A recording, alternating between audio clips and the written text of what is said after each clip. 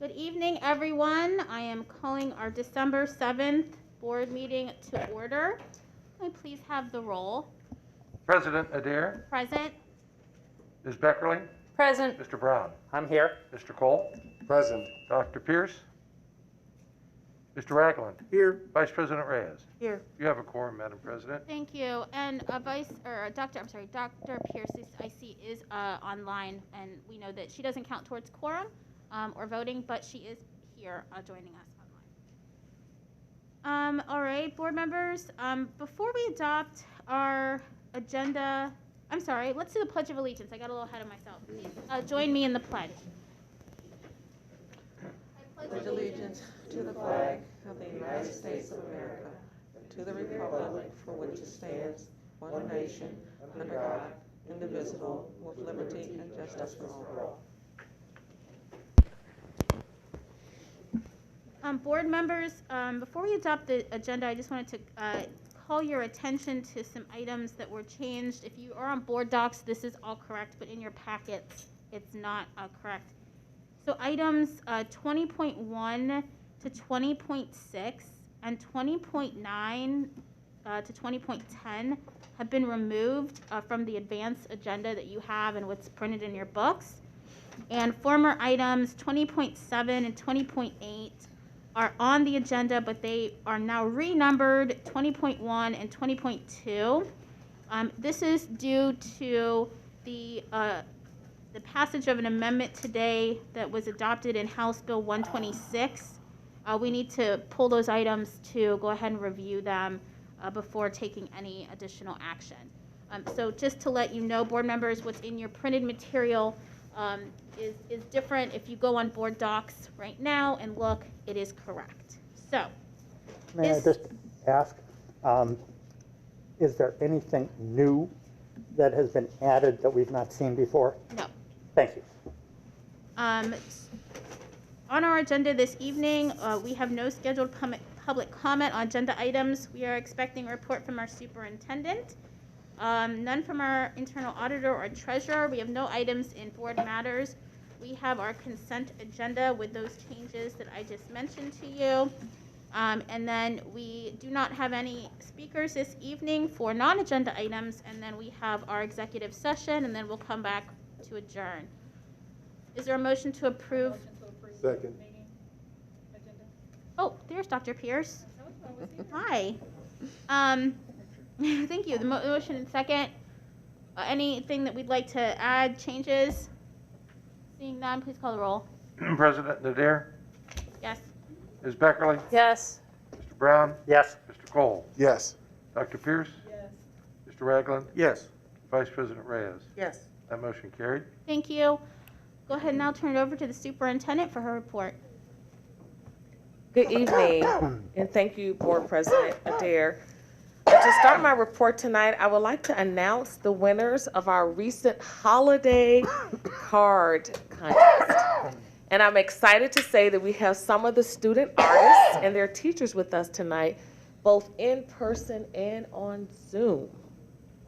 So all of our schools were invited to have student artists submit entries in the contest. Our Unified Arts and Engagement teams evaluated the submission and chose 15 finalists. I was so overwhelmed by the amazing artwork our students submitted that I could not choose one, just one holiday card. So instead, I selected a holiday card from 4 students we have here tonight. And we will use each of them to print and send out our district holiday cards. So without further ado, here are the winners of our holiday card contest. And I would like for each of them to come up with their teachers, please. So first we have a 5th grader from Oakmont Elementary School, Jocelyn Castellana. Give her a hand. And I don't know if the other students are here or are they on Zoom? So let's start with Jocelyn. If Jocelyn can kind of share with everyone the inspiration of her art piece. And you can use the microphone or the teacher to tell us why you chose that particular art piece? I chose this artwork because it really reminds me like of the like New York, and I really like New York. So then it had to be like I wanted to do a snow theme, so I did like tissues as the snow and little stars as the night scene. Oh, wow. Thank you so much. That is absolutely beautiful. Thank you, thank you. And to our teacher, Sadie, oh, Ms. Felice, if you come back and wave again? Yes, yes. Thank you. And to our other students, I'm not sure if they're on Zoom. I see Paige. Let's see. Okay, there's one. Okay, this is William. Okay, so we have William Pacharo. He is a 6th grader at Ridgeview Middle School. Richard, can you turn your camera on so we can see you? Is Richard on?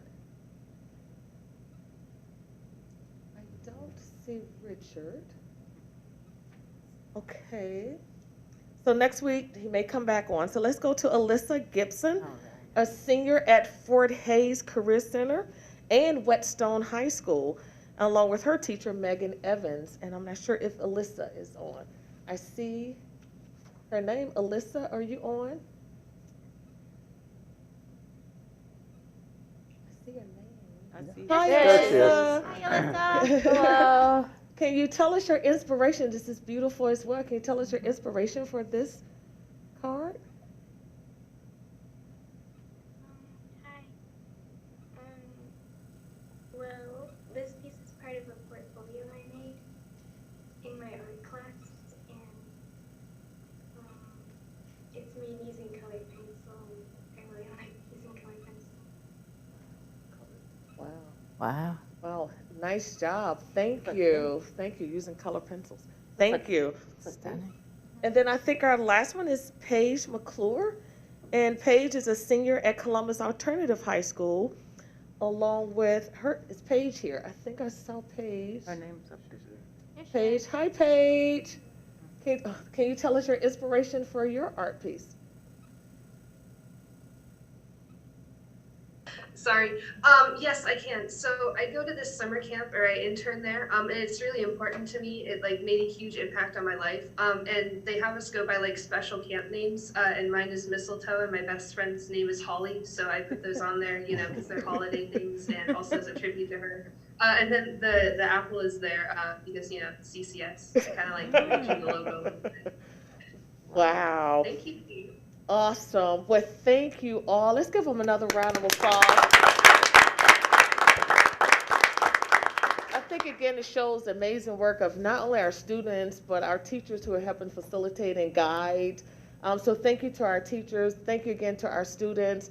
And I know our community is going to be so welcome when they receive those holiday cards from the district. So thank you all again.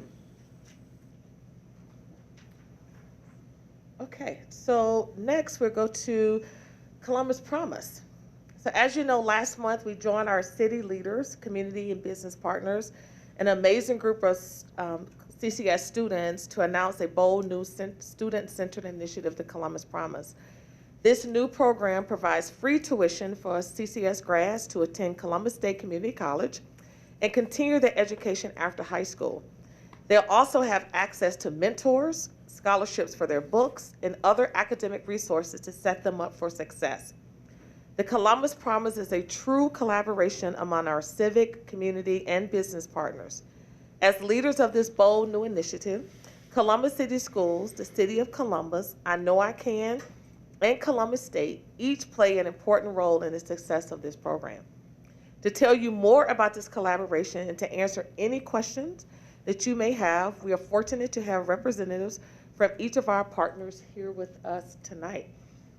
First, we have Zach Davison, Legislative Aide to Columbus City Council President Shannon Hardin. And let's see, we have Matt Smito. I think Matt is on the Zoom. Interim Director of Education for the City of Columbus and the Mayor Andrew Ginther.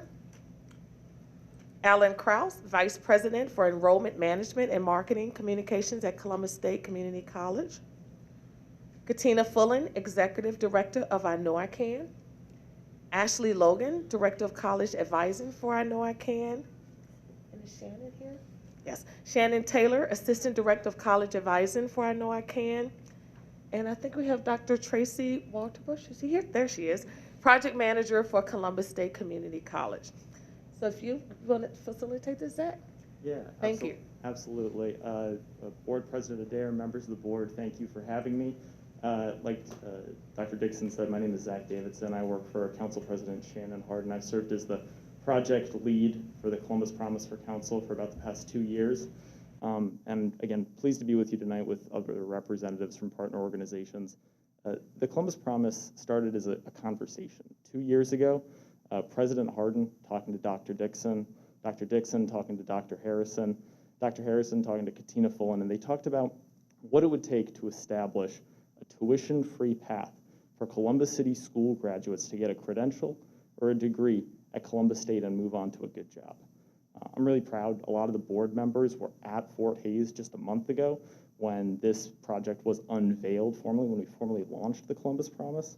And that announcement was, again, built on more than a year's worth of collaboration between our organizations, thinking through program finances, thinking through student success, and much more. We heard even just earlier today on the Ann Fisher show on WOSU, national experts talking about how they believed our program design was thoughtful and one of the most collaborative they've seen in the country. So an example of that, Columbus State is stepping up to invest in new wraparound services, as well as connections to jobs and internships for students. And Alan will outline that after I step away from the podium. Again, thinking about collaboration and best practices, this program will include free tuition, success coaching at Columbus State, and up to $1,000 a semester to help students pay for books, childcare, transportation, and other things like that. I Know I Can, a longtime community partner with expertise in college going and scholarship administration, will market this program to students and help families and students complete the FAFSA. The City of Columbus will continue to act as a program champion and seed investor in order to make sure that this program can continue to move forward. Last night at Council, members unanimously voted to allocate more than $2 million towards this program. That's more than half of the city's commitment over the first 3 years. So I want to thank Director Smido, Mayor Ginther for their support in including this in the operating budget. And finally, I want to thank all the great staff that I've had the opportunity to work with at Columbus City Schools. Megan Noble, Scott Wortman, Misty Nichols, Jacqueline Bryan, of course, Dr. Dixon, members of the board. Also, you have a wonderful new member of your team, Lee Cole, Council's former Director of Communications. Excited to work with her in that new position. So this effort really isn't possible without Columbus City Schools, helping to get the word out to families and get students across the finish line in the spring. So with that, I'll invite Alan Kraus, Vice President for Enrollment and Marketing at Columbus State, up to the podium.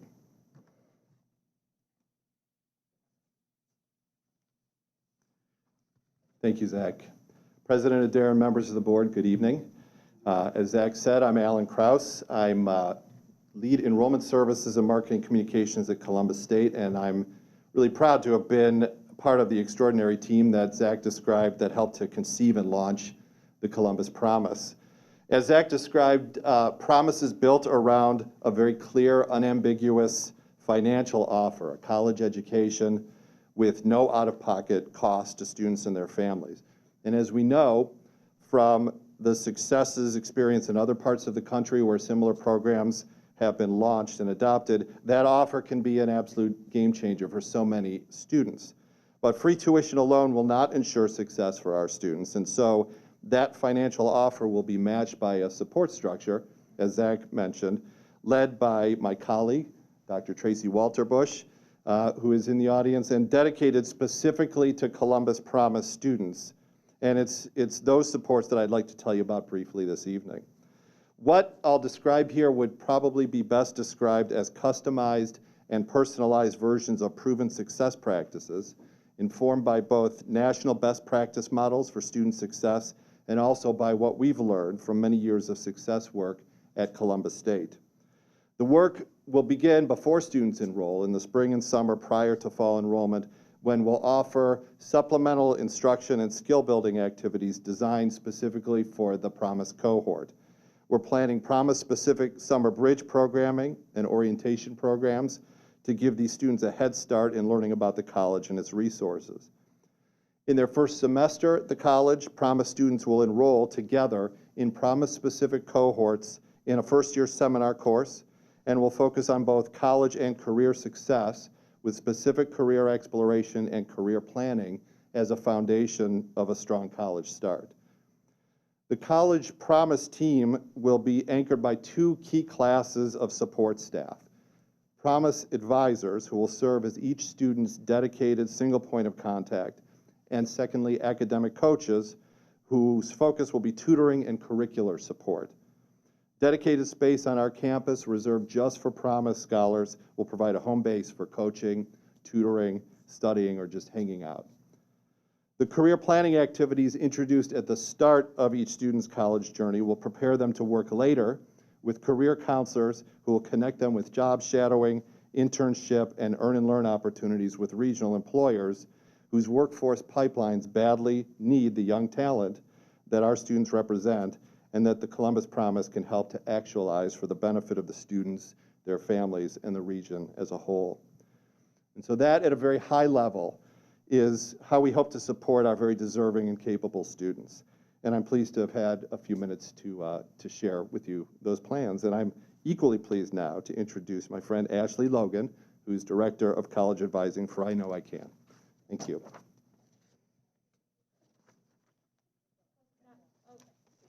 Or Shannon Taylor. I can stand with her, but I'll help if you want me to talk about anything. Both. Good evening. Council President Adair, council members, we are very excited to be here today bringing you greetings from I Know I Can. Would like to talk to you about the students, the integral part of this project. We're super excited that this opportunity is available to the students of Columbus City Schools. Who is eligible for this program? All students in the class of 2022. And students, there's no GPA requirement, both Pell and non-Pell eligible students, and those who want to pursue full or part-time status. There are 3 components to the application. There is our overarching Columbus Promise Scholarship application, where students will need to complete the FAFSA, and they will also need to complete an application to Columbus State Community College. There is a slightly different process for international or non-documented students, and we have a robust communication plan to communicate out the requirements for this opportunity. We are hosting, we hosted a successful launch event. We have a student video, and there's a website, so students can go to that website to find out more information, request information, or fill out the application for this program. They can pursue certificates, and they can also pursue coursework in a 2+2 model, where they can start their journey at Columbus State and end at a 4-year institution, and also earn an associate's degree. Sure.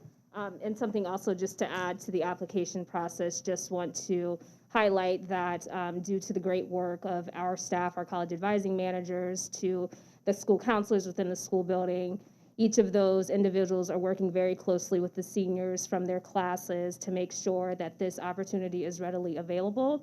In addition to that, when we think about the FAFSA and wanting students to complete that, we are hosting additional workshops this semester before the holidays begin, or before winter break, to make sure that students have that opportunity where they can come seek help to complete the Columbus Promise application, the Columbus State application, and then also the FAFSA, the free application for federal student aid. So we are very excited about this opportunity, and thank you for allowing us to speak this evening about the process for our students.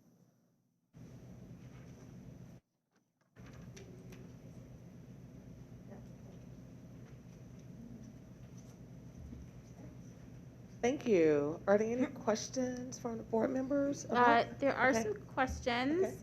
Okay. Before I get into questions, I want to just take a point to thank all of the partners. I want to thank Zach, who really led this effort from the beginning, and he really did. I mean, this was what, he shepherded this project. It was Council Hardin's vision, but Zach really helped get it accomplished. So I want to give a big shout out to him. One thing that makes this project so important is that it is a true collaboration. And we heard from our partners today who have pieces, but we at the district have a big piece as well. And our piece is to make sure that our students are portrait ready. They are ready for Columbus State. And that's the work that we've been doing in our strategic plan, really trying to build this district and ensure that our students are able to make these next steps. And our students, they are also partners in this. They must take advantage of this opportunity and prepare themselves in order to walk into the doors of Columbus State and take this opportunity. So this is a true collaboration on so many levels, and I'm really glad that our district can be there at the table and really help our students, which we know in turn is going to really help our community and really change the dynamics of the lives really of so many people here. So we do have some questions from board members. We're going to start with Board Member Cole. We're going to go to Vice President Reyes and then Dr. Pierce. Thank you, Madam President. Good evening, everyone, and thank you again so much for this outstanding partnership. My head is on fire for it, no doubt. I've traveled to a few churches to speak about this and share this information with folks, so it's something I'm on fire about. Quick question. This is for military enlisted students who might be reserve students in the class of 2022. Are they eligible for this opportunity as well? So say they go to boot camp over the summer and come back and are ready to enroll in Columbus State or have already enrolled prior to going to boot camp and come out. How would that process work for them?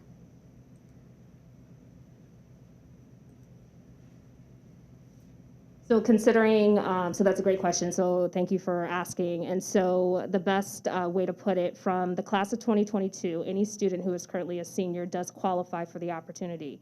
So if this student per se or group of students were to apply amongst the regular timeline and hitting on the deadlines for the application, and even if they did attend a boot camp over the summer, as long as they are attending the required orientation that Columbus State will ask for our Columbus Promise students to attend, and then would be able to essentially apply and enroll at Columbus State in the fall.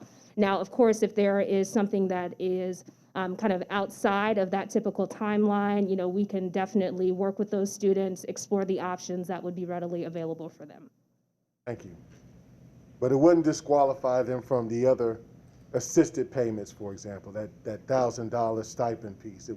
So great question. So if you're asking about more of the stackable side of things with financial aid, luckily with the Columbus Promise, we are still allowing students to receive outside aid to cover any of their expenses that they would accrue during their college experience. So they're kind of considering that cost of attendance, and so that would still be applicable to that student. Okay, thank you. Thank you, Vice President Reyes. Thank you. Thank you. Also very excited about this partnership as a former Campbell Soup recipient at The Ohio State University that allowed me to go to school as a first-generation student. It's really exciting to see that our students are going to have the opportunity. My question, obviously, is about the international and undocumented students. A lot of our parents have to be involved in our students attending, even 2-year or 4-year anniversary colleges. Is there going to be additional informational sessions for our parents to attend, and will those be offered in multiple languages?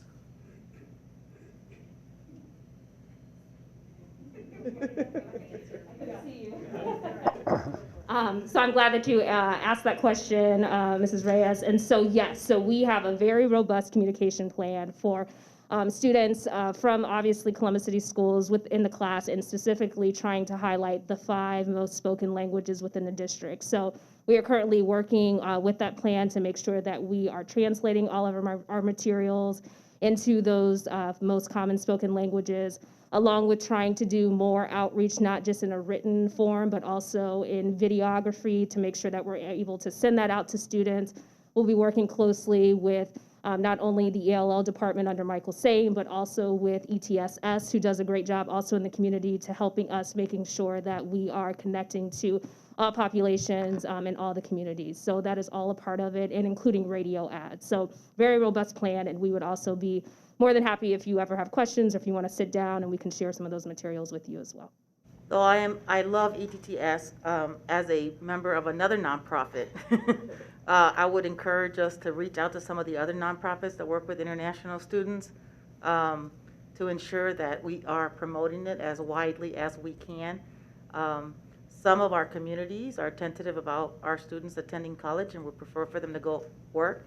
And some of our nonprofit partners may be good in helping our parents understand the importance of the student taking those 2 years to go out and get an associate's degree.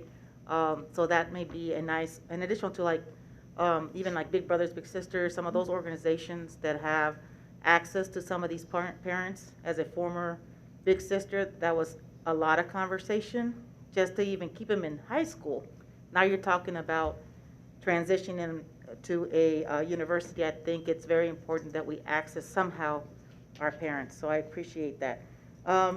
The next question I have is, you talked about deadlines for registration for the first term. Do we have access in promoting what those deadlines are so that our students know this is the drop dead date so that you can attend fall session? Yes, so we actually will have 2 deadlines. And so for our class of 2022 who graduates in June, that deadline will be April 15th. And so for those students, they will have until April 15th to submit all of their application materials to then be, eligible to receive, to be a Columbus Promise student. And then to be inclusive, still with our class of 2022, recognizing that we have August grads, we will also be opening up the opportunity for those August grads with a later deadline, August 15th, yes. Just wanted to make sure it wasn't before I was saying. And so also with that date, making sure that we recognize the opportunity for them as well to be able to enroll in this opportunity. So based on those dates, you also mentioned there's a required orientation. And that, I heard the word required. So if they miss that, will they miss their opportunity to attend? That is a great question. And so sorry, just thinking about the college timeline, the college admissions person in me from my previous role before I know I can. So there will be an orientation of some form for our Columbus Promise students. And I don't know if Alan, you want to, or Tracy want to speak to orientation and kind of what that would be mapped out to be for students and or several dates. I don't want to misspeak. You come up, the other reason I ask, we have, talking about international students, some of those students may travel back to their home country, so they may not have the opportunity to attend physically. So as you talk about what is that orientation and what is cost, will we have an alternative way for a student to attend? So in terms of the first part of that question, students whose enrollment would come up on that second deadline, the August 15th deadline. As Ashley said, there will be orientation after that point, and so we're not going to foreclose on those students. I'll say before speaking of the second part of the question that the August deadline is in part to serve late graduates, as Ashley mentioned, but it's not reserved just for them. For better or worse, a lot of students enroll or materialize for us within a month of enrollment. None of that represents a good thing, however. I mean, to the extent that we can, because just building in more time will be better for the students. It will allow us to celebrate them in the district. The April 15 deadline is the one we want to talk about the most.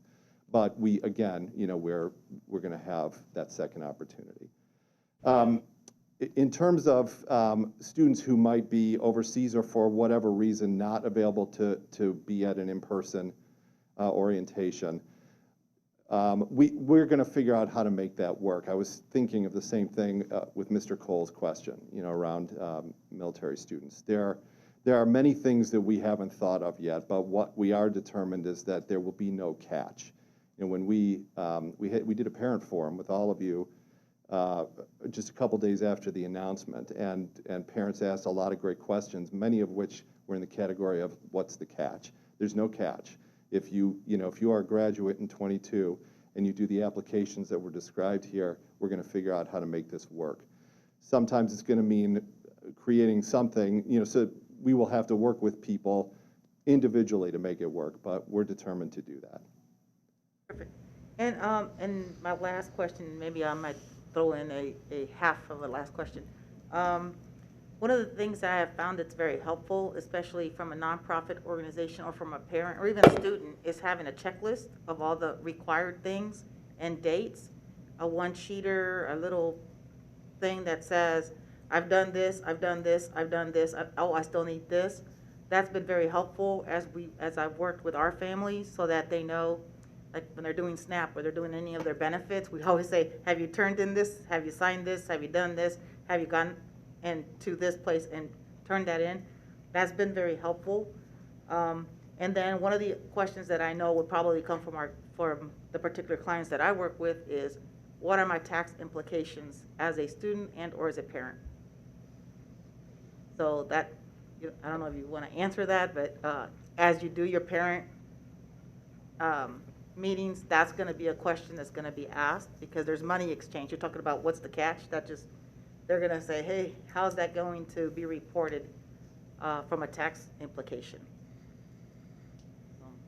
So, not it on that? No. Not it. I don't know if that needs a response. Yeah, it I doesn't think need a she was response, just but I'm, having- right now, but I will tell you that that's what's going to be something that I know my clients have already asked.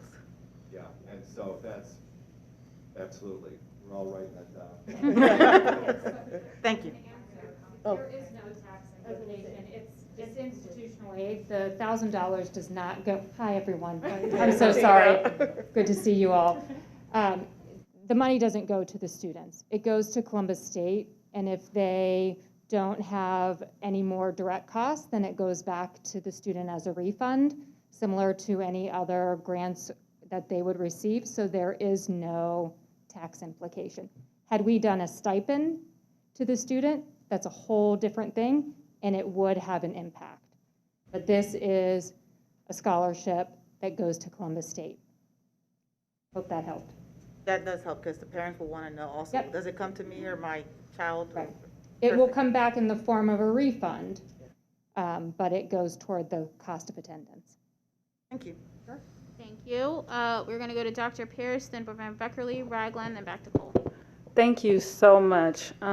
So a lot of my colleagues' questions really get at us sharing information consistently and collaborating, right?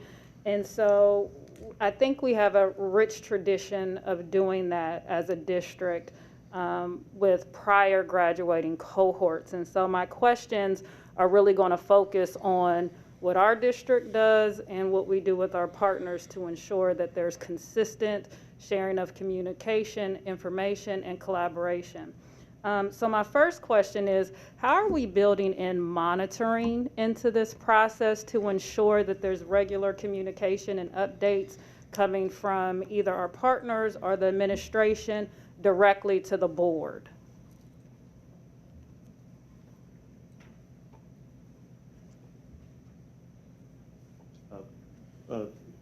Board President Adair, Member Pierce, great question.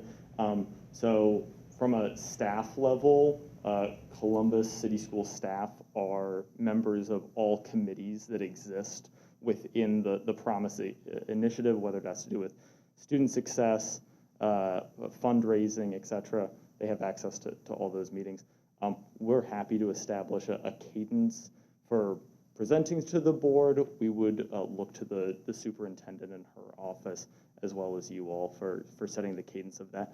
Happy to share information as much as we can. You mentioned one word which struck a thought with me, monitoring, and just wanted to expound on that. We do plan on bringing in an external evaluator to try and really dig into the data. We want to be able to take this to funders in the future and say, look at how well this worked, and also disaggregate that data by race, income, gender, et cetera. So, and again, all that information will be shared. We want to make sure that that's as transparent as possible. Does that answer your question a little bit? Yes, thank you so much. I appreciate that. The reason I was specific in that question is because we do have monitoring reports that we are moving forward with. And in terms of the cadence, I think there is In my mind, there's a great place where this report would fit in our monitoring report schedule and timeline. And so I let the record speak for itself that I would like to request that we build that into our monitoring report timeline and that data is being shared with the board. So thank you for that. I appreciate that. My next question relates to the process of the cohort. And this probably goes to our Columbus State partners. Correct me if I'm wrong, but I'm pretty sure we have a similar partnership with Otterbein, where they take our students in almost a cohort fashion and they complete classes together. Mr. Kraus, I'm sure you will appreciate this question. Is there an opportunity to accelerate outside of that cohort track to promote differentiation, to ensure that our students don't get bored with some of those course selections? So to make sure I understand your question, Dr. Pierce, is it, are you asking whether by virtue of working with the group as a cohort, whether we're going to limit their access to curricular or co-curricular opportunities at the college? I would say curricular, but also to advising opportunities. If you get a student in and you recognize very early on that they may do better with not the first year advisor, but a more senior advisor that's going to get them prepared to maybe advance and accelerate into transferring into OSU sooner, will you all be looking to make that happen for students? Yeah. Okay. Yes. The answer is yes, and it's a really good question. So the virtues of treating the group as a cohort are that we have found, with other student groups, that when there's for example, a dedicated space, or when in certain classes like the first year seminar, the first year success course, that the students are with familiar students with familiar challenges, there are real upsides to that. But that doesn't mean that we want to funnel them all collectively into any particular area, or to deny them access to, advisors as you describe, or any of the curricular opportunities. Everything that we offer, both in terms of curriculum and co-curricular things, are available to these students. And so there will be students who will pursue Promise and will do what you described, do 2 years on the path to a bachelor's degree somewhere. There will be students who will do a 2-year associate degree that's intended to put them right into the workplace. Our shorter term certificate programs are on the table for this as well. So in some cases, a student will do a couple of semesters and get an industry credential and go right to work with that. None of that is nothing's off the table for these students. So while they will have cohort-based activities and they'll have dedicated advisors who will be kind of their personal coaches, that doesn't mean that they will not appropriately interact with other advisors at the college, or with faculty mentors, or whomever would to most appropriately help them to go on the path to whatever they're hoping to do. Awesome. Thank you so much. And I apologize. Is it your title? Are you a dean? Vice President. Yeah, so I apologize. As a parent in the district, I think it's important that we acknowledge, and when we have parents that are in such positions, so thank you very much, Vice President Kraus. We appreciate that. Well, I'm also a parent in the district, and No, that's what I don't get that respect at home. And as a parent in the district, I think it's important for me to defer and acknowledge the position that you have at Columbus State. So thank you for that. So yes, thank you. My next question, and I'm not sure who's best to answer this question, but again, it's about process. And I know I Can is one of our central partners for the program that we have at Denison, because this is very much like almost the Posse program that I worked a lot with at Denison. So I know I think you're the common link with this question that I'm about to pose. With the Denison program, with the Otterbein program, with this now the Columbus State program, and then also with our OSU Young Scholars program. My question is, are we providing an opportunity to bring our collegiate partners together to talk about best practices, what they're doing collectively to help our students, so we can identify what our students need no matter what type of institution they're going to, because these are 4 different types of institutions, but hopefully to the point that it allows us to expand to an Ashland, to a Ball State, to a Kent State, right? Are we thinking about bringing just those partners together to talk about this particular type of programming? Well, we bring those partners in individually from our district, because we have the young scholars, they come in and they do report Denison. We have them, and we acknowledge the students that are going there. So that is something we can think about in the future, bringing them all in together to have a conversation. But to date, we've not brought all of those partners in together. So I think there's value in that, especially as we think about the monitoring report, to bring to bring all of those partners together at the table, as opposed to these one-offs, to be able to share the narrative of this is how our college partnerships are working, here's the successes we're seeing, here's where we're going to improve based upon the collective data that we're pulling, but also highlighting those central partners that bring it all together, such as I Know I Can. Yeah. And so, to your point, Dr. Pierce, I would also add that, that's a great question, and then secondly, that kind of supports the answer in some of the work that we're doing. So I will say that pre-pandemic, we were trying to do a really good job, and we got our feet off the ground with actually inviting all of our college partners to I Know I Can on an annual basis, to really sit down and we think about, our top 20 feeders, essentially all of the schools that our students are enrolling in upon graduation, to try to really sit down, making sure that we're updating them on not only I Know I Can's work, but looking at Columbus City Schools and some of the initiatives, but then also being able to share best practices. So as simple as a college visit, but to also University of Dayton, what is your new scholarship program? Do our students qualify? What can we encourage you as the school district and college access organization to make sure that you are doing with our students, because we're seeing X, Y, and Z when they're coming home. So having those transparent conversations. And then the other thing that I would add too is that over the last few years, we were awarded through the Gates Foundation a grant to really, and through NCAN, National College Attainment Network, to look at how we are best advising students on fit and match. So we hear those buzzwords a lot. We think about making sure our students are in the right places and that they're well prepared, and being able to look at all the options that are available in front of them. So this year, and we actually did a training for all of the Columbus City school counselors on the high school level, and along with our staff, to really think about looking at the high schools, looking at the colleges that our students are enrolling in, and looking at truly how our students are performing on those college campuses.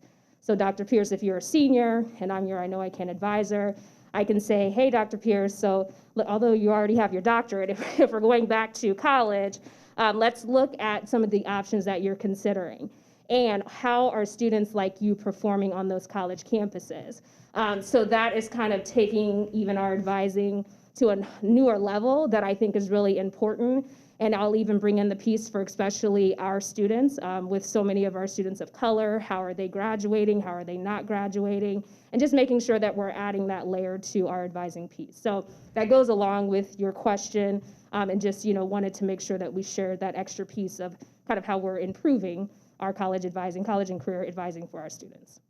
I love it. And once we get to the point that we can share, here's how students are performing with their senior teachers and advisors, so they can help to get them there before the synergy. I can feel it. Okay, I got excited. And then my last and final question, and I don't know, I think this might be a good question for you to continue on, or else Dr. Dixon. I love that we're thinking ahead and that this program is for our graduating class of 2022, but we still have graduates that will graduate this year, our 2021 class, who are not a part of this exciting program, but at the same time want to capture every opportunity that they can to be successful. And so my question is, where do we stand on the workshops that we offer yearly? Those college application, ACT prep, financial aid, workshops for our families and students. We used to do it as a district-wide process. Are we still moving forward with that? Do we have the dates for that? What are we doing for the class of 2021? Dr. Dixon, do you want me to answer? Okay. And so that's another great question. So I will start by saying that a lot of those activities are still happening.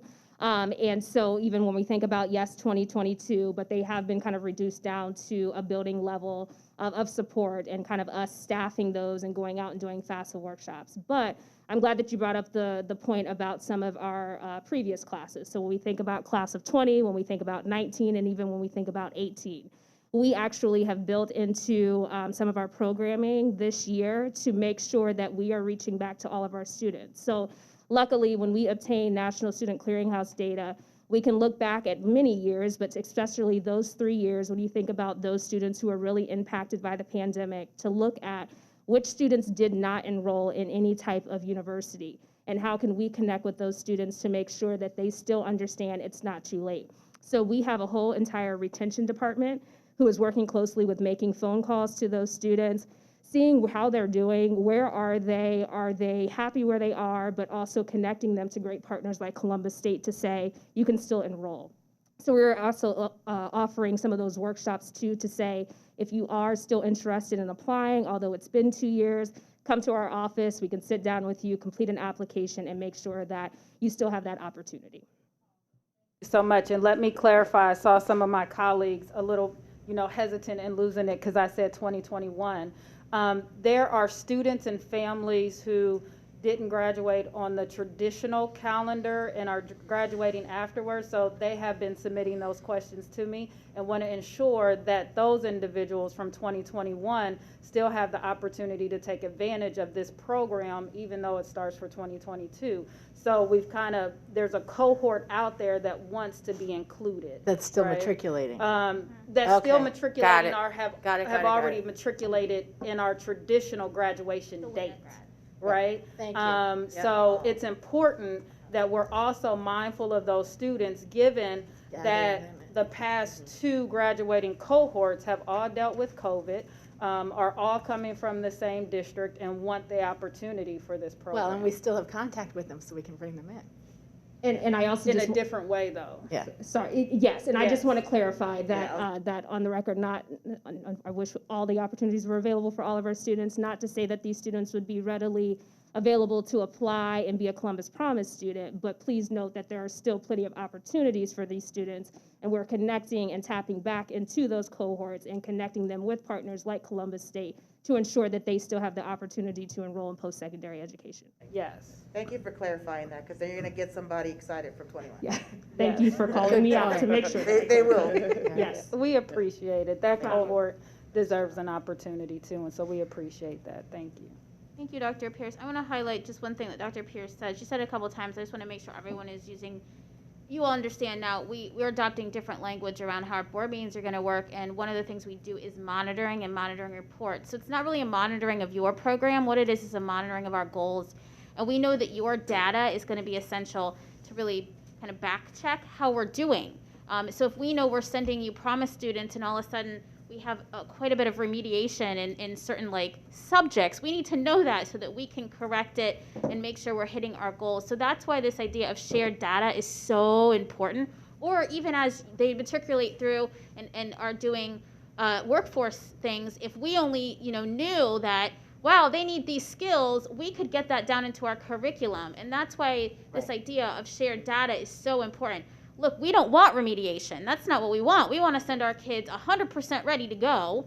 And so, that's when she's saying monitoring, that's what she's talking about. So the sharing of data helps us monitor the goals that we've set to do what we promised, and that's make portrait-ready graduates for you. And so I just wanted to make sure that was clear, and so that we start to build this shared language as a community. Right. So we'll go to Board Member Beckerly, Ragland, then Brown, then back to Cole. Okay. I'm just figuring out, Mr. Krause, you're Mia's dad. And Sarah's dad. Also, yes. Wonderful. I recognized you. I was just struggling, but now I got it. That's wonderful to see you, and they're wonderful kids. But that's really not appropriate. I'm sorry. I just connected the dots. Still appreciate it. I used to teach at Clinton. But anyway, so I don't really have an awful lot to say except this is wonderful. And I was at the Fort Hayes in the announcement. I caught most of you guys on Ann Fisher today. And the truth is, this is really well thought out. And there's some of the things that are like the triggers for me to say, oh, this is something different. Are like Zach's answers to the question, well, or whoever said there's CCS staff on all the committees. Like you've thought this through, and you have it set up so that we're really going to be collaborating, and it's really exciting. And collaborating across silos, across, missions. Obviously the I Know I Can piece is the glue that binds. So I just want to say that this really feels different, and it's really exciting. On Ann Fisher today, I was so happy to hear your discussion about remediation because, and we're working away from that. But that's part of what you're anticipating and how we're going to handle that and help the kids through that, because that requires more endurance. And the thoughtfulness of that, the two tracks of the support systems, kind of the social emotional support systems and the educational support systems. I mean, I'm thinking, oh my God, this is what I would have done if somebody had said to me, would you create this program? And so it's really, really exciting. Thank you. Board Member Ragland. Thank you, and thank you all for the presentation today. My question is about exclusivity. This is for Columbus City Schools students now. I know that once the announcement was made, the pressure was put on you very fiercely to, how come this isn't happening for, other students outside of Columbus City Schools? There's a benefit to this partnership specifically for the district, and I wanted to know if there was a plan to allow this for the district ongoing before expansion, or whether or not you all are considering expansion at all for this. As we endeavor to keep as many students and bring other students into the district that aren't currently a part of the district, this is a huge, huge carrot for their families. And I'm thinking about the potential of how we market this even to our Board of Realtors and those entities that are responsible for bringing folks into the city of Columbus. This is going to be a huge boon for us. And then understanding that these are Columbus taxpayer dollars that are helping to support this program, it would be my hope that we would make this partnership as exclusive as possible for us. Schooling is a very competitive environment. We need every tool that we have at our disposal to be attractive to the families that have varying options, and this is one of them. And so have you all discussed that, and what is your plan, or what can you share with us about that? And Zach, thank you. As usual, you've done an excellent job with this, and glad to see you today. Board President Adair, Board Member Ragland, thanks for bringing this up. It's an important point. I remember you raising this similarly as on our previous briefing. As of now, there is no set timeline for expansion. That is something that we need to work through as a community, and that's why it's really important to have Dr. Dixon, Board President Adair, all of you involved in ongoing discussions about this on all of those committees, on the governance structure as we begin to allocate scholarships and spend those dollars. That's why you guys are at the table to continue that discussion. So there are no clear plans of in this year it expands to this district or this other network. No plans at this point.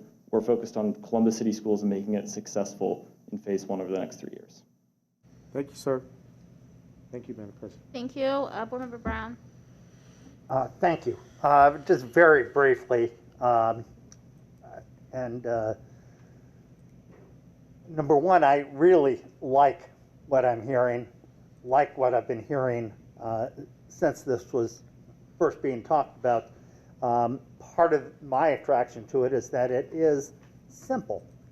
in most ways for a parent, for a student who wants to get information and who wants to complete those steps that are needed to have an opportunity to participate.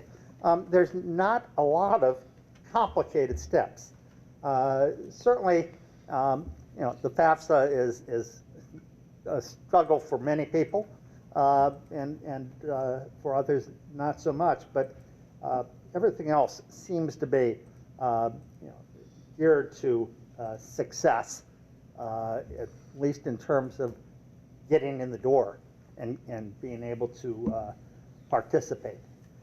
Secondly, I think that overall the concept of doing this makes lots of sense, and I'm glad to see that it went from concept to reality in a reasonable amount of time, and that it's not overly ambitious to the point of we're never going to reach these goals. I think that it is set up for success, with reasonable goals that we can all meet and exceed, perhaps. And third, with respect to the monitoring, and I know it's been talked about quite a bit already. One of the things that I would love to see, and it's a very difficult thing to do for us and others, is to do some long-range monitoring. We might look to student success as graduating and getting admitted somewhere, and it's hard thereafter, because they're not in our control anymore, to track those students and see, are they successful in their careers? Are they successful in life? Some of those are tougher to measure than others, but the long-term tracking is something that interests me a lot. Board President Adair, Board Member Brown, that's a phenomenal point. Michelle Miller-Adams, lead researcher nationally about this issue, spoke specifically. She's written entire books about this topic. About it's not just about what happens their senior year. It's not just about whether or not they graduate college. It's about that long-term aspect. And so in building the RFP to go out for an independent evaluator, we'll want to include that in there and make sure that the funding and the contract term for that is able to be renewed or extended so that they can continue to track that over time in a longitudinal sense. Wonderful. Thank you. Thank you. Board Member Cole. Thank you. I just wanted to quickly ask two questions. Upon completion of the application of FAFSA, once all of this, and the application for Columbus State, upon receipt of that information, how long can a student wait, or should a student expect to wait to get a response from Columbus State about next steps, August 15th, so on and so forth?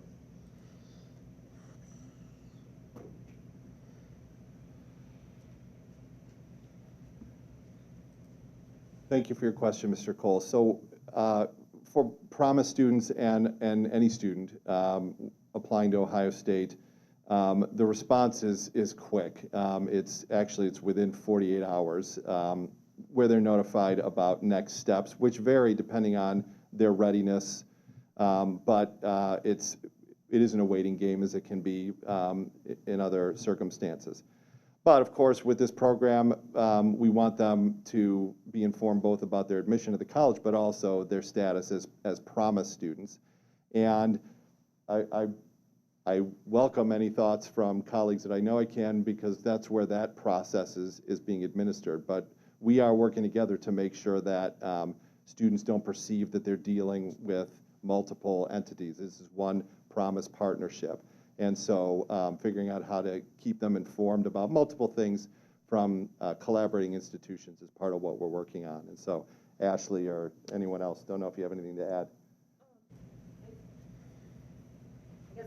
The only other thing that I would add in regards to the deadlines, part of our rationale for the April 15th date for our students who are expected to graduate in June is we wanted to make sure that that this opportunity is aligning with all of the opportunities that would be coming from post-secondary institutions. So with that being said, when we think about the timeline that school counselors, that I know I can, college advising managers are following with their students, when a student would be notified, as we work through the kinks of that communication, we want to make sure that we're able to kind of sit down with them.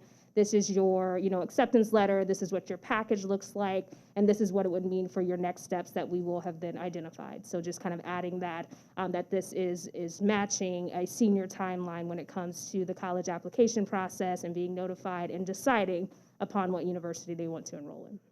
Awesome. Last question I have is really around that kind of monitoring piece. Are we keeping track effectively right now, since this has been announced, as to how many students have actively completed all 3 steps? Do we have a number for that, and how often can we kind of look to get an ongoing number on that? And that's to Madam Superintendent as well. Yes, thank you for that question. We're excited to report that currently we have 81 applications completed from students across the district over 19 high schools. Significant interest at Walnut Ridge right now, Columbus Downtown High School. Our college advising managers are working really hard to help students understand this opportunity and to apply. So that number is growing daily. I do a quick check each day, and then once a week I'm compiling the information. Thank you so very kindly for that. Just so my colleagues know that there are like 700 positions that they've very kindly made available to our student cohort, and I really want us to meet that. I want us to exceed what we typically have and meet that opportunity of 700 if it is at all possible. I'm even on my own son graduating this year, like, get her done. So yeah, thank you. Thank you so much. All right. Thank you. Thank you to the team. All right. Next, I would like to turn it over to Deputy Superintendent Dr. David James to introduce the Facilities Master Plan team. Then we'll be providing the board members with an update tonight. Dr. James. Board President Adair, members of the board, and Dr. Dixon, we have Robin Randall here with us this evening who will give an update on our facility master plan process. There have been a flurry of meetings that have been going on in the community, and we'd like to bring you up to speed on our progress. Board President Adair and Superintendent and the board, thank you so much for inviting us to present an update. It's been very exciting. We're in the midst of Transform, and we're going to just take you through an update that was actually presented to the F&P committee 2 weeks ago, and Dr. Dixon attended and asked us to present this update. And it's actually a combination of Leggett Architects talking about the F&P process, but we also have Kira tonight that will be presenting on the academic portion. Oops. So as you know, your strategic plan led to the Portrait of the Graduate, and it is continuing to be our North Star in the F&P process. We carry the boards that show those illustrations with us to every communication piece. We carry the student engagement process too, and keep highlighting those 6 attributes that are so important to the Portrait of the Graduate, and especially the central idea of students leading the way. So we just, as I said, we're participating in the Transform phase, phase 6, but I'm also going to report the data from phase 5 so that you'll know that, and then talk about how the Transform workshops are going, and then share, Kira will be sharing the academic information, and we'll open it up for questions. We are in the 6th phase of the master plan. As you may recall, in September, we had the Anticipate phase where we toured the facilities with the community, and I actually toured Wickliffe and Upper Arlington to talk about precedents. So we were in buildings talking about how the Portrait of a Graduate could be supported by buildings. And then in the Consider phase in October, we had a simulation that we invented for the district with puzzle pieces, putting the systems together, and collected quite a bit of data, and we're going to be sharing that. And then, as I said, in December, we are knee-deep in the Transform section. We are halfway through that process. These are the Transform engagement sessions. We are having 2 tomorrow, one at 10 a.m. and one at 6 p.m. And then on Thursday, we'll also be having at 6 p.m. So we are at the main library at the 10 a.m. At the 6 p.m., we are at the Briggs, and then on Thursday, we are at Walnut Ridge. So we've had some really much better attendance in this phase because it is more controversial. There needs to be an evaluation of the options presented. So there's been really some lively discussion, and I appreciate the board's participation in that lively discussion. So thank you for your attendance. I just want to put it out there, so because I know this is a public meeting, that we are conducting the same exercise at every Phase 6 meeting. So if you haven't attended yet, you are welcome to attend. We are also going to be, once the live community engagement sessions are over, we're going to be posting this on the website, so you'll be able to evaluate the options. You'll have the same evaluation recommendation form to fill out, and you'll be able to give us feedback so that we'll have much more engagement in this process. So far in the Phase 5 enrichment, or Phase 5 outreach, we had 13 community engagements with over 170 people. We had 35 community student engagements with over 600 students and counting. We have 4 more engagements this week, and then we'll have met all of the high schools and all of the middle schools. We have had 10 staff engagements, and we're going to talk about who attended those, but over 120 attended that. So in Phase 5, we have outreach with over 832 participants. And that isn't still available when we're having the Phase 6 engagement. We are offering that Phase 5 as a supplemental. If you do not like the options you're seeing before you, you can create your own.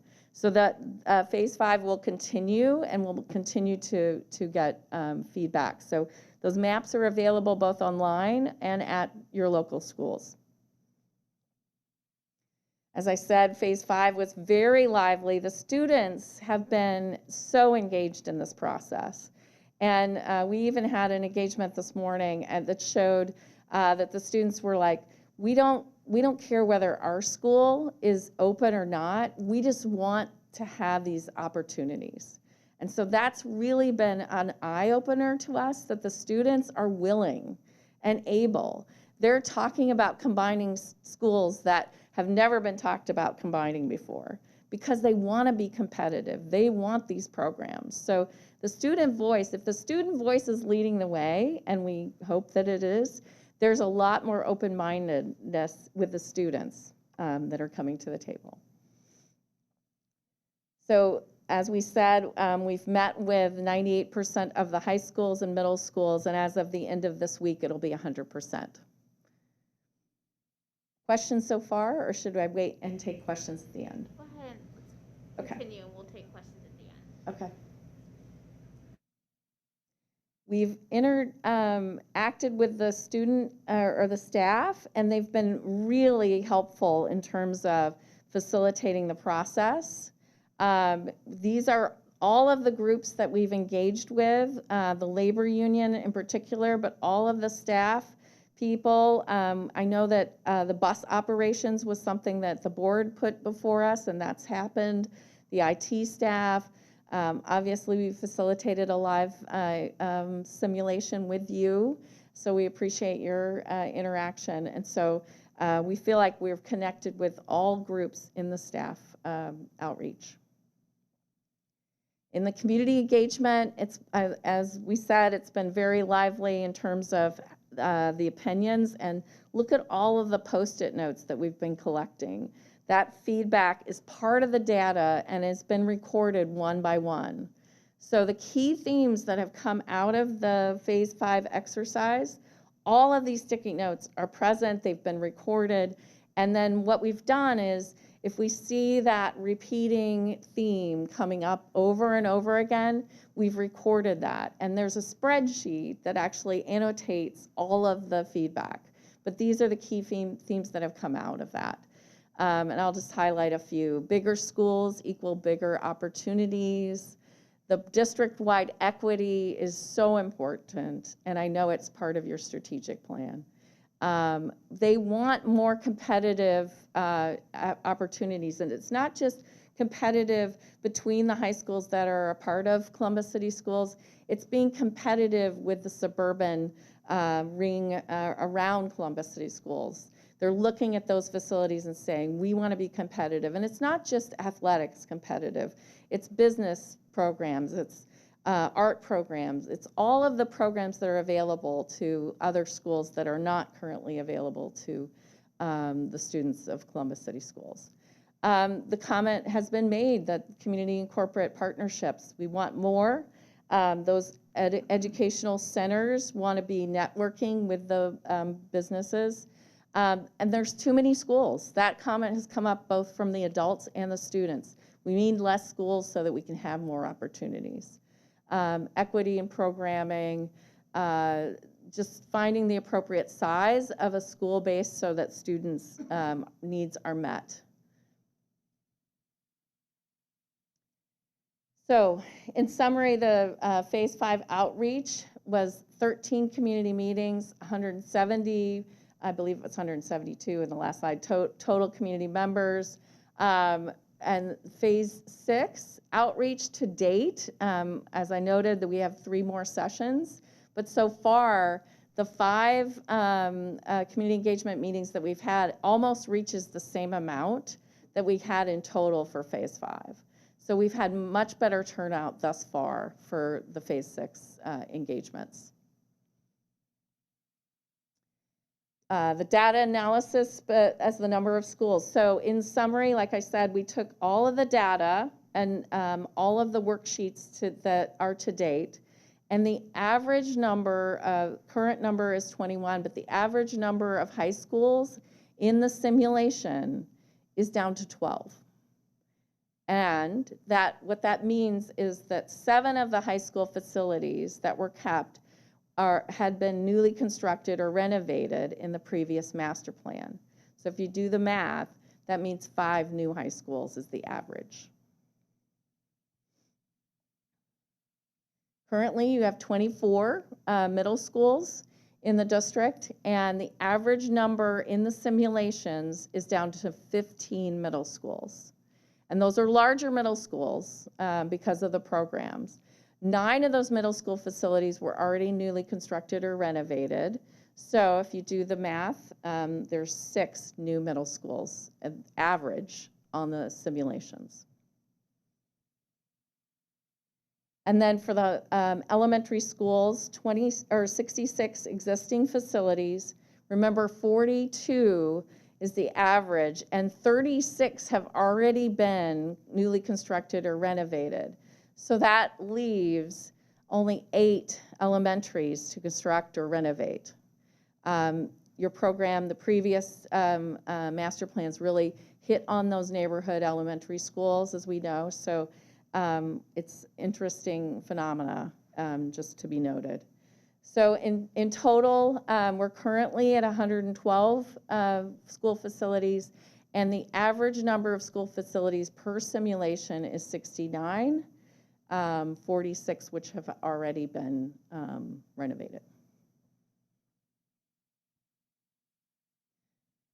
Phase 6 community engagement has been a lively opportunity for feedback. As I've said a couple of times, we have 2 ears and 1 mouth for a reason, so we've been doing a lot of great listening.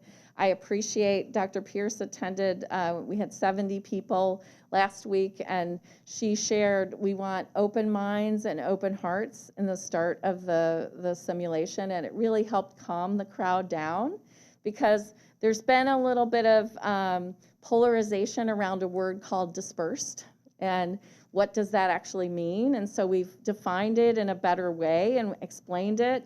And I think it's actually motivating people to understand that there's an opportunity of replication and growth there. This is just a quick summary as of tonight. The elementary school concepts, concept number 1 has an overall of 17 dots. And what the dots mean is after the workshop process of discussing the pros and cons of each of the concepts, everyone filled out a recommendation form, and then they took their top selections on their recommendation form. They were given a dot to put on these boards, and these boards are collective. They're not shown during the actual workshop. It's an after as they're leaving. So they'll put their dot and their favorite recommendation. And so you can see that the option 2, 49 dots so far, has been the favored option for the elementary concept.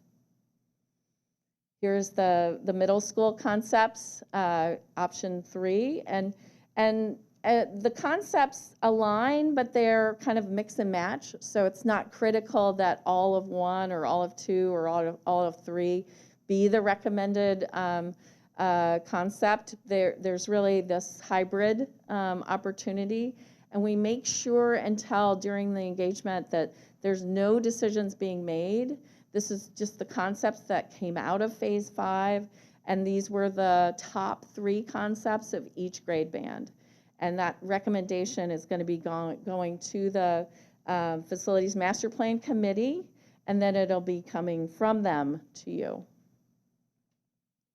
This is the high school. There's currently a flat tie between concept 2 and 3, but you can see that all 3 of the concepts have the larger high schools integrated as their idea.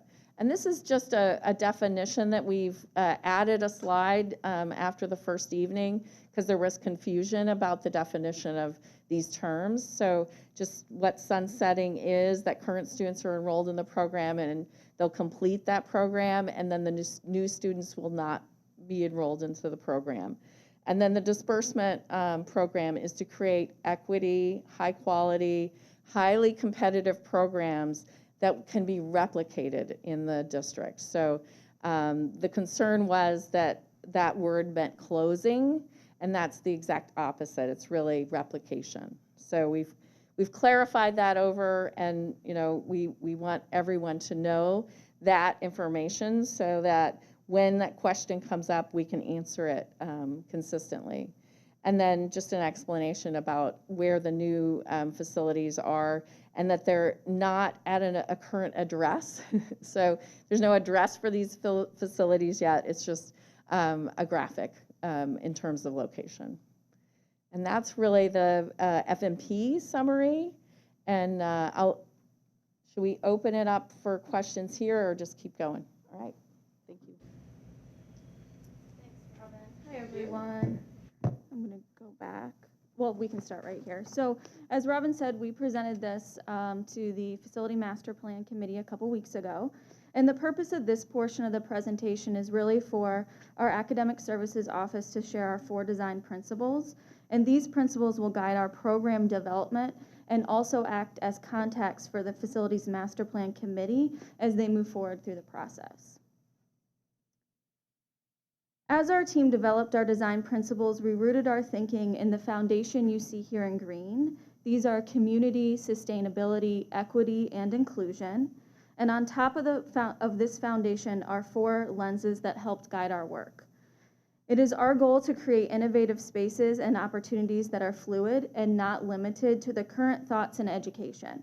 We know we're preparing for future learners. Pandemic learning has taught us many lessons about resilience and flexibility, and we can harness these lessons as we vision for the future. And we aim to be forward-thinking. We have to remember that we are helping to prepare graduates for industries that have yet to be discovered. We need to partner with our employers to ensure that we are providing opportunities so that our students are competitive and employable. And lastly, and of course, our portrait of a graduate and 6 competencies are at the forefront as we vision for academic services. So our 4 academic design principles are students leading the way, personalized learning, whole person focus, and flexibility and access. And these design principles align to our 3 board goals to strengthen reading proficiency, close opportunity gaps, and develop portrait-ready graduates. We can target these goals by providing equitable and engaging opportunities for students, by developing strong learning communities, and with a focus on complete student well-being. So design principle 1, students leading the way is at the core of Portrait of a Graduate. We often ask ourselves, how do students learn best? And we know students need agency and voice in their own learning. This is about opportunities for students to engage in flexible learning, alternative pathways, problem-based learning, and increasing partnerships in higher education. It is also important that we give students a voice and access early in their academic careers. Most importantly, we want to hear from students about what genuinely interests you and inspires you, so that we really are using students to help lead these conversations and program development. One of our strengths as a district is our inherent diversity. Our students have different needs. We want to ensure our facilities and programs are responsive and supportive to students' unique abilities. We're committed to facilitating the student's journey through personalized and responsive learning. We know health and wellness are foundational to student learning and community well-being, and this includes our staff and team members as well. Physical and emotional safety are priorities. We have an opportunity to consider increased partnership with community health service providers and to promote healthy lifestyles in our physical locations. Another strength for Columbus City Schools is our wealth of community support, and we certainly heard examples of that tonight. The pandemic has taught us more than ever that it truly does take a community to care for both our students and our staff. And lastly, our 4th academic design principle is flexibility and access. One of the things Dr. Dixon often reminds us is to dream and be innovators, and we need our facilities to focus on the future. Our academic team is committed to ensure our students have access to innovative services and pathways, regardless of their ability level or location in the district. And lastly, these are just some ideas to move forward, which is really taking these design principles to our stakeholders. What do they mean for students, families, teachers, and our community partners as we continue to really dream and think innovatively for our future? And with that, Robin and I can take questions. Thank you. I know we have board members that have questions. I want to just reiterate before we get to questions that this process is still in the hands of the community. And so, the best way for our voices to be heard as community members is to participate. Go to the meetings, engage online, submit questions, comments to the FMP email address. While board members are always happy to take your emails and concerns, right now it is in your hands. And so you're developing it before it's got to get through the FMP committee and then to the board. So the best way to participate and have your voices heard is to engage in the process. So thank you to everyone that has done that. Thank you to our board members we are there as board members to listen when we come to the community. Each board member has a region that they've been working with, and that was very intentional and strategic on our part because we did want to know where the community was going and learn and understand so that when it comes down to making the decision, we are well informed. And so again, I can't stress enough, please participate in the process as it is designed. That is the best way right now to have your voice heard and to make your impact. All right, so I know Dr. Pierce has questions, Vice President Reyes, Board Member Beckerly. I can hold mine to the end. Okay, we'll go to... You're probably asking all the ones that we want. Go ahead. Go ahead. Go ahead. All right, so where to begin? First, I want to go back to the data that you showed in terms of community members and students and staff participating. When we look at the populations that we're dealing with, community, that has us roughly at 0.02%. For students, that has us at about 13%. And staff, I didn't run that because I'm just not sure how many staff we have, Dr. Dixon. But we're not at a 20 percentage point. I appreciate the fact that we're rotating where the meetings are held and that we're also having meetings at different times, making it available to all community members to come. What are we going to do, that last-ditch marketing effort, to increase these numbers and get more broader community participation? So the community engagement sessions have been published for quite a while, and I know that Misty's been sending out emails and encouragement, but we are adding a team member to our team, which will be a survey expert. We currently have 3 proposals. We're down to 2, kind of reviewing those, and Scott Wortman is helping with that selection. And that survey company will add data for you with the facility master plan committee. So once the facility master plan committee has developed their thought process, we're going to use the survey company to help formulate some questions and engage with the entire community, both staff and students and parents and community members. So that's going to be added to the process.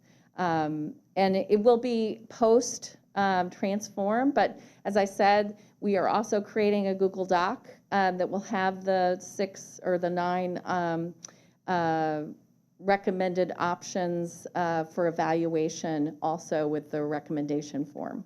Awesome. Thank you so Yes. much. I appreciate that. I think that's key and critical.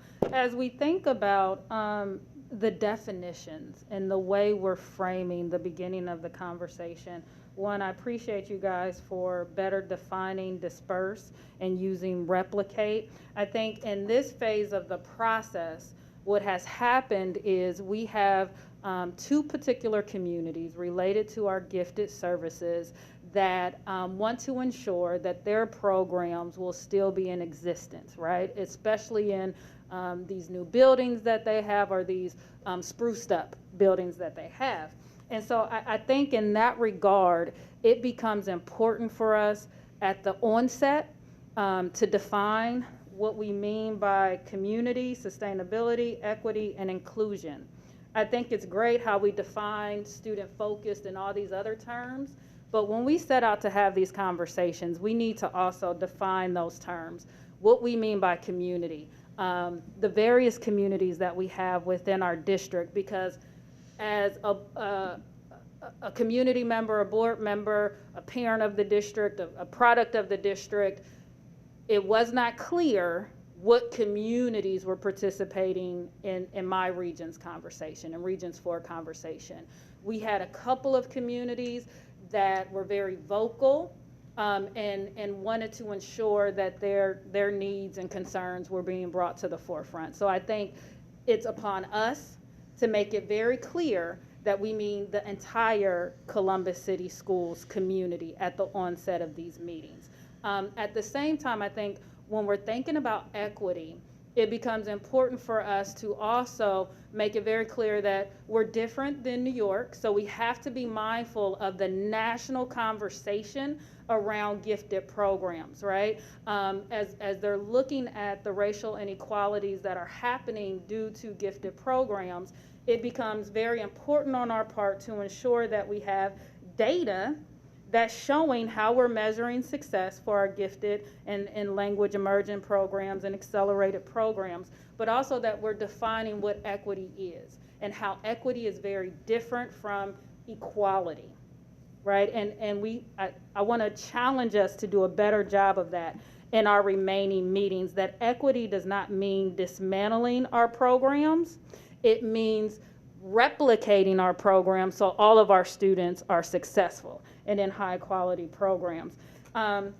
So my questions then relate to this issue of us defining and framing the process.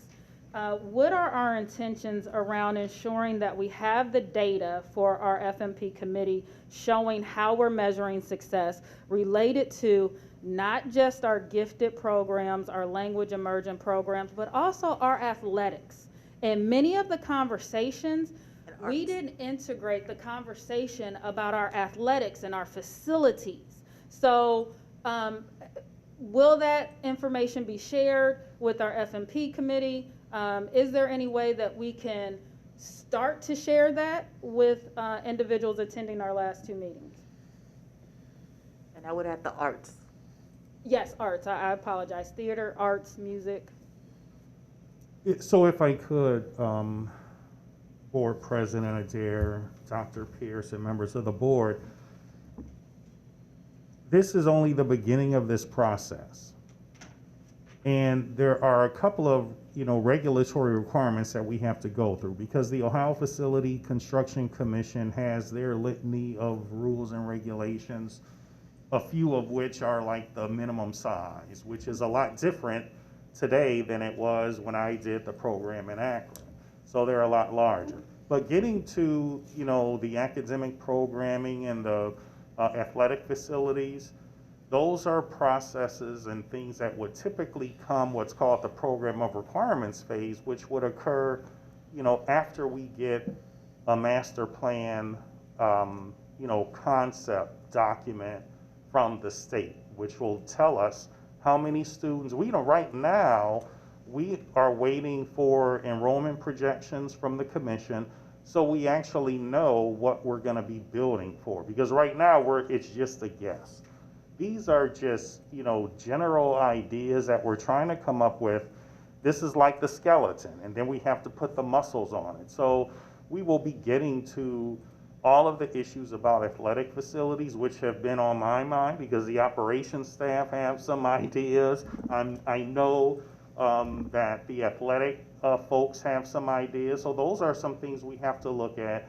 And then again, we've heard a lot from certain segments of the community about certain academic programs, and I agree with your equity comments, because there are parents in maybe some parts of our community who may not feel that they want to speak up about whether their kids are even tested, to qualify for gifted services or a variety of other ones. So there are a lot of conversations that we have. This is just basically trying to develop a rough framework, but there's going to be a lot more work that we have to do. But it is top of mind with our curricular folks. We heard comments the other night at Marion Franklin about career programming and partnerships. Those are certainly things that in my previous job we had to deal with. So it's not that no one's thinking about it or talking about it. It is a very complex undertaking, and we have to put all that together. So in no way, shape, or form are these concepts saying this is the final answer. These are just concepts that we have to go through the committee and then ultimately come to you and then provide the information that you need. In my world, I'm looking at, geocoding our student population so I know where the heat map is in terms of our enrollment, the ins and outs, and all of that. So it is going to be a very deep conversation about where we go from here. Dr. James, I appreciate that, and I'm going to respectfully challenge.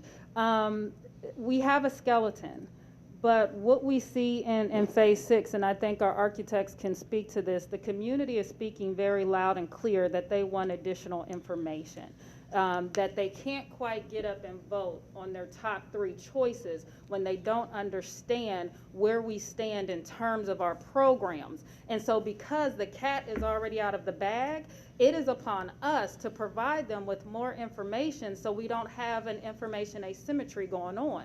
So they don't feel like we're holding on to information and not sharing it with them, that they don't feel that we're not being transparent. Because at the end of the day, the question becomes, do I trust this board? Do I trust this administration enough to support a levy? And we need the support for our students, but it's coming down to trust. And so even if we go to the community and say, hey, we're still waiting for additional information, but what we can promise you is that that FMP committee is going to have the GT audit that was promised in February of 2020, because as they send these emails, they're saying, Dr. Pierce requested that audit. So we're going to promise that the FMP committee has that audit. We have an athletic audit that needs to be revised a little bit, but that athletic audit goes to the FMP committee so they have that information. At the end of the day, whether or not our district is competitive with not only suburbans but other public districts, parochial, community, and charter schools depends on what athletics electives we are providing, whether it's athletics, theater, arts. We have to be able to share that information with them. And so because we already have two particular communities, and correct me if I'm wrong, that are making sure that their voices are heard, that their numbers are seen, that have email campaigns and petitions going on, it's upon us to step up our game and put some muscle onto the skeleton, because we have the data and information to do that. Let's get it done.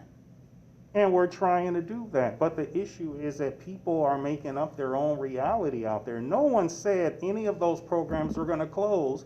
But the next thing we see is people talking about we're going to close a whole school, spent, from what I understand, a whole day talking about, we're going to close and we're going to get rid of the program.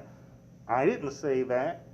Leggett Architects didn't say it, but when you're at these community meetings, and I know even as late as last night, they're trying to make up their own reality, and we're trying to provide them, the correct information about none of this is set in stone, and there is a lot more research, absolutely, that we have to do, and we're trying to do that. So this is my last and final question, and a respectful pushback. So we know what the problem is right now. We know what our challenges are. What are we going to do to proactively engage our community and help to dispel these myths or this incorrect information? How are we going to properly define our competitive electives? Here's another thing that got me.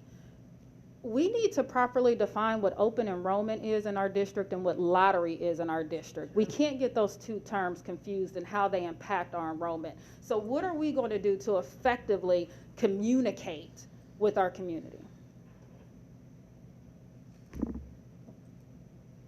I think open enrollment, I haven't even had that conversation yet about open It came up enrollment in and lottery, Region because 4. those are defined by board policy, and I don't make that. But we are going to get, the information and make a decision, because we can't move forward without having that information. And there is a lot of information that this board is going to have to digest. Take athletic facilities alone, that's going to be dependent upon, number one, how many high schools do we feel we're going to need? Like I said, we're looking at our enrollment. Dr. Dixon instructed us to talk about and develop and create the database in terms of not just enrollment of our schools, but the enrollment in all of our programs. One conversation about the gifted program was culture. If we change the program, the culture is going to change. Well, they have about, 450 kids at the Gifted Academy? Mm-hmm. Well, the commission says a minimum has to be 600, or you don't get any funding for that building. And I wouldn't sneeze at 30% of that, funding coming from the state. But adding 140 or 50 more kids could potentially change the culture of that bit. So those are some of the calculations that we have to go through for this and continue getting that information. And actually, I'm saying my pushback is that I think the process is working, because we're hearing from people. And that's a good thing, because now we know what some of the shortcomings are and what some of the challenges that we have. So again, what are we going to do? Might I suggest, we have a great communications department. Is there a way that the administration can start to answer some of these questions that our community members have? You can put the answers online via video. You can say, we received a question about disperse, right? What does that term mean? So you can define it. You can say, we received a question about our GT programs. Here are some of the thoughts that we're thinking. So how can we use, just like we're telling our students, COVID-19 is changing the way that we learn and teach.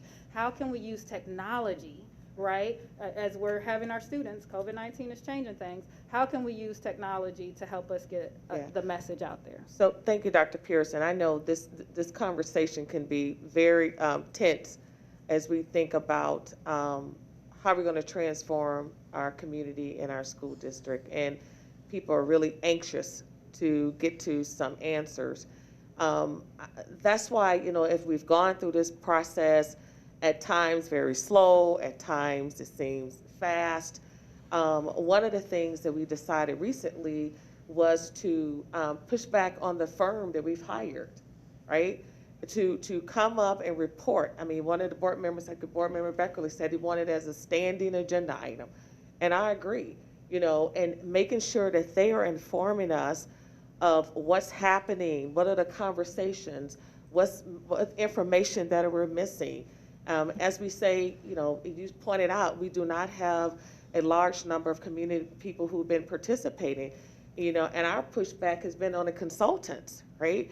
They should have a community liaison as part of their portfolio who knows the community, is working with the community and getting community people at the table, correct, Robin? And we know that that is part of something that we've not had as much interaction. We talked about at one point that, you know, we kind of surmise on what maybe the way people are feeling is, you know, and we have been trying to get more people to participate. That's one. We want more people to participate, community people to participate. We don't want gaps where we have less in Region 1, and then we have hundreds of people in Region 2. That's not what we want. So we've really been pushing back and challenging our firm that we've hired to say, help us gather those other people so that everyone across the district is at the table, and where do we need to go and land next so we can get their input. That's one. And well, that's two, because one is making sure we put it as a board standing report that we're informing. Two is how can we make sure that we're getting to all of our stakeholders across the district. Three, how can we make sure we have the common language? And I said to our architect, you know, that those two words really just really fired up a lot of community members because of what was printed, and it really, you know, just really started this conversation that we were doing something to our stakeholders or undoing something that they so strongly believed in, and that was not our intent. And so we said to them, we have to undo that, right? We have to define that clearly so people understand what this process is all about. The next thing is making sure that we have them to help us. So I agree. If we have the website, we're making those clarifications. We're taking our stakeholders, say, hey, go to the website. You know, this is what's happening. Here's the clarity of the definitions. Those reports that you've asked for, you know, yes, you've asked for that that report for our athletic program, and we had to go back and improve it because it wasn't laid out in the format, in the best format. And so we're getting those reports, we're getting those heat maps. So those data points that we are gathering, it's not as easy as we thought it would be to get those reports, but we are working to get those reports for those community, for those leaders. So we have a lot of processes to improve, but we don't want our stakeholders blindsided or think we are doing something in the absence of them or doing something to them. This is a big undertaking. It takes a lot of discussions, a lot of thoughtful discussions about what do we plan for the thousands of students that we serve for years to come. I mean, this is a 10, 20-year plan that we're talking about. And even if we think of undoing something, just for the sake of this example, it doesn't happen this year or next year, right? You're talking something that would possibly be not undone, but modified 5, 10 years from now. But to your point, we have to clarify that. We have to say to our families, if we were to decide to sunset, I think that's one of the definitions that was used, that sunset may happen 5 years from now, 6 years from now. So those students are in high school, it won't even, their programs will continue. So I think to your point, we have to do a better job. When you talk about facilities master plan, you really are talking about our elementary students. Those students' programs would be the ones, because you think if we break ground in 2022, for example, 23, it's 5 years before the building is built. You're talking about someone in elementary school would possibly be in that building as a middle school or a high school student. So we will work on strengthening our process, make sure we provide clarity to our stakeholders. And so when they go to that website and they see what's happening, we have all of that information clearly outlined for them. And then the last part, when we talk about our program of requirements, that is, how transformative will our schools be? What would they look like? Some of the things we've already decided in some of our, well, not decided, come to some consensus in this process. And one, we talked about, we want to invest in early childhood. We said we want pre-K centers throughout the district. That's a program of requirements. We said we believe in a pre-K through 5, 6 through 8, and a 9 through 12 grade span. Those are programs of requirements. We say we're committed to strengthening our career center programs. Those are programs of requirements. So those are the things that we have already, in a broad sense, decided on, which has a monetary impact, right? So now when you go back to our facilities commission, you would say, okay, Columbus City Schools wants to investigate in pre-K through 5, 6 through 8, 9 through 12 buildings, right? And then the athletic facilities, we've stated that, the arts, the athletics, those are programs that we have decided are going to be a part of strengthening for our district. So in some sense, we've defined many of those things. It's the specialty programs that we've not, that we've talked about. How can we make sure we have equity across the district and make sure students have access to some of the specialty programs? And it goes back to the lottery, the open enrollment. And I think we have heard from our constituents that those tend to be the programs, when we talk about equity, that people don't have access to. Even as our strategic plan, we talk about stronger learning communities in every region. That's big. Because what we've said, that regardless of where you go to school, open enrollment, lottery, it doesn't matter. You are going to have access to 21st century programs and strong schools regardless. And we're going to be monitoring that as part of the new board conversation. It's not going to be for any family that we are not saying that we're building experiences for some kids. We're building 21st century schools, thinking about learning for all kids. We're not talking about teaching. We know teaching is going to occur, but learning is where we have to focus on. What does learning look like in our buildings? How can we make sure these buildings are created that students are excited to come?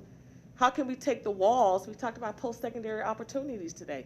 What does that look like for our kids? How can we expand those? Those conversations are going to be coming as we design it, but we're going to do a better job making sure that we clearly outline and define that for our stakeholders on our print and our online materials and in our conversations when we have our board meetings.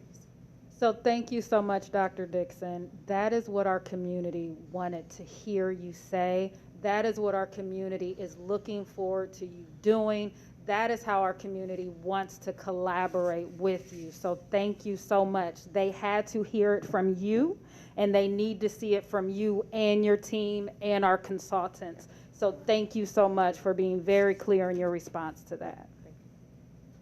I think that there's one thing that, in this sense of what's going on in the community too, that I hope is, we know as a board and a district how much we've actually changed this process. It's vastly different than the FMP processes of the past. However, if our community is just engaging, like this is where it would have started back in the day. Like it would have started in phase 6, where we show you something and it came from like somewhere inside, and that isn't how this is. So it might also be good to make sure that, I know that the communication team has done a fabulous job telling the story of FMP. We need to make sure people understand how this process has been different. Everything on those boards, nothing came from inside. Right. It was community and those that participated. And that's why it's so important that we continue that participation. I wanted this common language.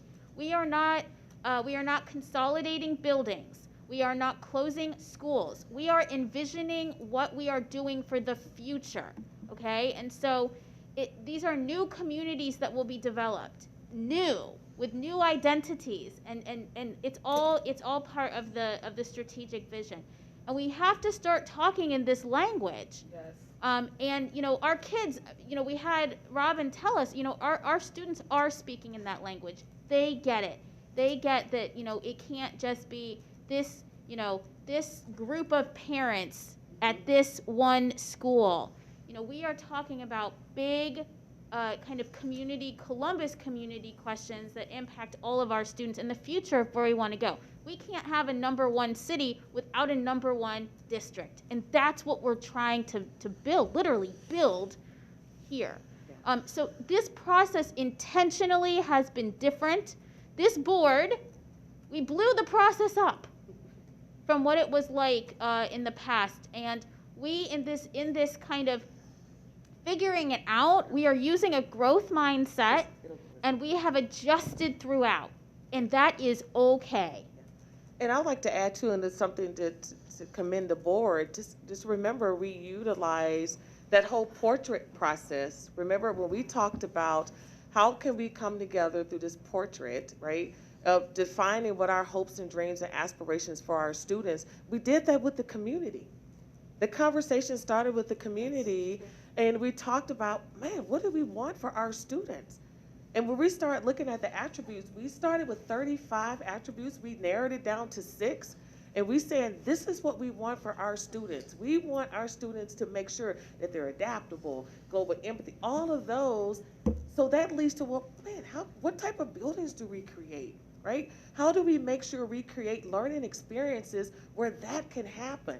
And prepare them for college, the military, a career, whatever pathway they want to go. So we've been talking about this for almost 2 years, in a sense, getting people to understand that our pathway to getting to these answers are going to be done with the community.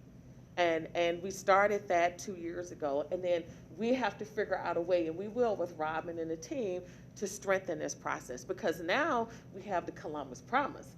So now, as someone stated earlier, you come to Columbus City Schools, you graduate, you have the promise of going to Columbus State, right? So to your point earlier, I mean, how do we make sure our students are ready? And we talked about portrait ready, and you guys said, Dr. Dixon, we want our students to have what? A portrait seal, right? Okay. What does that mean when you have that portrait seal? So we've been talking about this for a while, and maybe to your point, Dr. Pierce, all of you, is tying those loose ends together, right? Tying it all together so people see how those conversations then are leading us to where we're going. And so I appreciate the comments, and we will put some things together and provide those to you as a board. Yes, thank you. Okay, sorry, we kind of got a little, we kind of had that more conversational. So we're going to go back to the list now. Questions. Beckerly, Reyes, Ragland, and Cole. Oh, I am next. You are next. Oh, I thought it was me.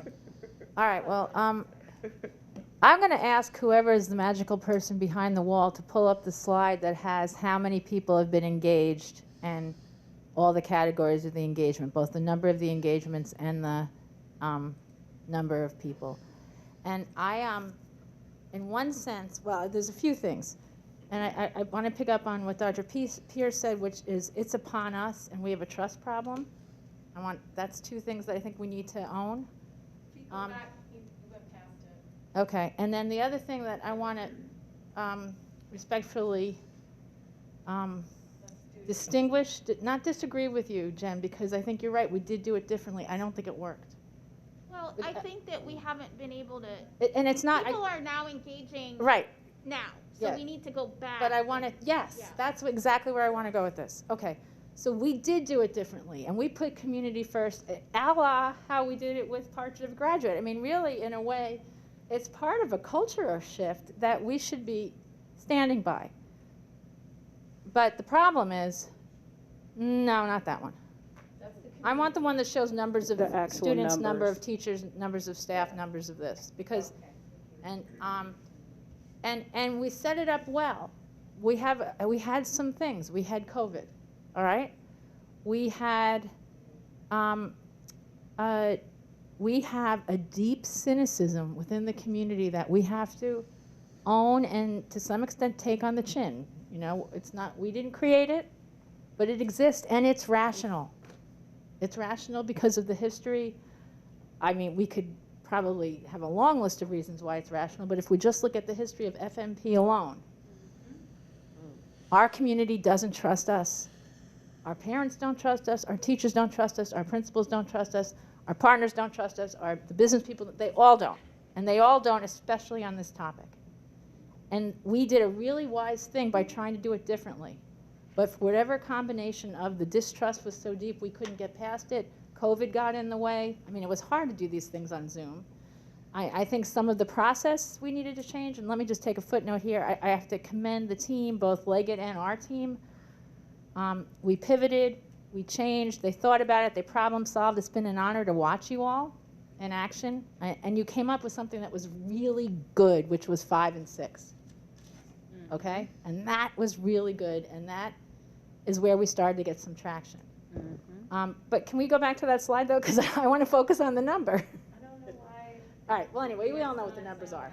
My point is, and this came up at the last 2 engagements we've been at, where people have suggested, are you really giving this enough time? And the truth, I know this is blasphemy because we want to have, we backed into this timetable, but we have to have this conversation. And really thoughtful people who have been involved the whole time have said, I'm not sure we've given this enough time. Thank you. And through whatever combination of cynicism, getting the engagement right in terms of how it's structured, we have to, as a board, talk about this for a minute, because we cannot, well, okay, so that's one thing. These numbers, 830 total, is not going to get us there. Students, staff, we have to have way more of our students and staff and our principals engaged. And we can control that. They are our students, our staff, and our principals, and our classified, and we have it. I mean, I was pushing to ask the principals to do it two meetings ago, and you pushed back, Dr. Dixon. And then the other day I was talking to John Coniglio, and he said, I don't have time to do this at my Board of Governors meetings. Like, we have to make this a priority, and people are not, for whatever reason. And it's on us. Getting back to it's on us. We have to figure out how to do this differently. And it may be that this survey thing gets us there. But that survey thing is going to have to be incredibly scientific. You know, I mean, I know pollsters can do this. They can survey 500 people and tell you what 60,000 people think. But that's the kind of survey. If we cannot say as a board that the community has spoken and its message has been taken into account, we can't go forward with this. And so I don't, that has a lot of implications. If we keep doing this sort of engagement, we're going to lose. We're either going to have to really truncate some phase of this process in order to meet our goal of getting on the ballot in November of 2022. And I am loath to say this because my sense of urgency is killing me. Like the thought that I'm saying this right now, I want to cut out my tongue. But we have to balance this. Eric's thinking, if only she would. Oh, you don't know what I'm really thinking. And I think to some extent, some of these other things, yes, we have an immediate problem with having, and the scenarios themselves, because of this low turnout, the 3 scenarios that evolved aren't really representative of the community thinking to date. They're representative total of 800 people, and I'm not sure that's right, because I think those numbers include the people who participated in it, right? So, That unduplicated. this is not about blame. This is about where we are right now and making sure we get it right. And the good news is we got some traction. We got some traction with electeds. We got some traction with the mayor's office. Megan was here. You know, we're getting some business people involved. I'm going to try to get the Rotary involved. Like, you know, like Nationwide Children's Hospital is coming. I know, isn't that great? So, but I mean, so like, I this is all exciting in a way, but we have to talk about the timing, and I don't know if we do that as a separate meeting, or how if we do it here. I mean, the timeline is our timeline, and it's No, I know. it's ours to set. And you know, I think that we do it right. That's what we agree with do. that. That's kind And of where I'm so heading. if we move to phase 6, but we keep on pumping phase 5. Like I'm like everyone will do the math. Yes, absolutely. And so, it is a conversation to be had with the FMP team, and certainly talking to the finance committee, and about what timelines are and what we do. The point is that we have to get this right. Okay. And that's the whatever conversation that I wanna looks like, have. but we as a board need recommendations from the team on that. I don't think that about where we are. I mean, so we moved to. I think we had to move to phase 6 in order to get people excited and maybe a little mad. I don't know, because now their ears are perking up. But And- can I? It's a small percentage of people who are mad and excited right now, and it's important that we listen to them, and it's important that we listen to them because they're engaged, and their cynicism is part of what's got them fired up, and we're gonna have to keep interacting and being candid and being transparent and owning it in order to overcome that. And I've seen it happen on people's faces, but it takes time and it's hard work. Hard work. And you know what? We all need to show up, because I can't handle it all on my own. But anyway, so that's one thing. And then the "it's upon us" thing. And we have to, in terms of the administration, but also the board members, we have to go out and bring this to our connections in the community. And we have to work harder at that, and we have to peddle it. I don't mean that in a derogatory way, but like that's what we have to do. And because we are never going to know if we can't, and I can speak for myself. I can't in good conscience vote for an FMP plan unless I know. And whether we do it through scientific polling, which has its pluses and minuses. I mean, it might be expensive and quick and reliable and scientific. We'll have missed the opportunity of all of the community engagement and relationship building, so this trades off there. But we have to do something. Thank you. So I just want to address, you talked about trust a lot, so I don't want everybody to think that there's absolutely zero trust. But this trust can happen because of miscommunication or no communication. Correct. So let's make sure that, that's what we're talking about today.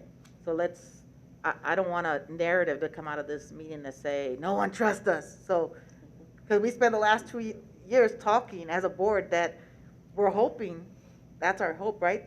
That's why we're doing all these things, is we're building trust. So we can't say in one sentence, yay, we're building trust, and then we say, oh, now we have no trust. Not that that's what you meant, or maybe it is.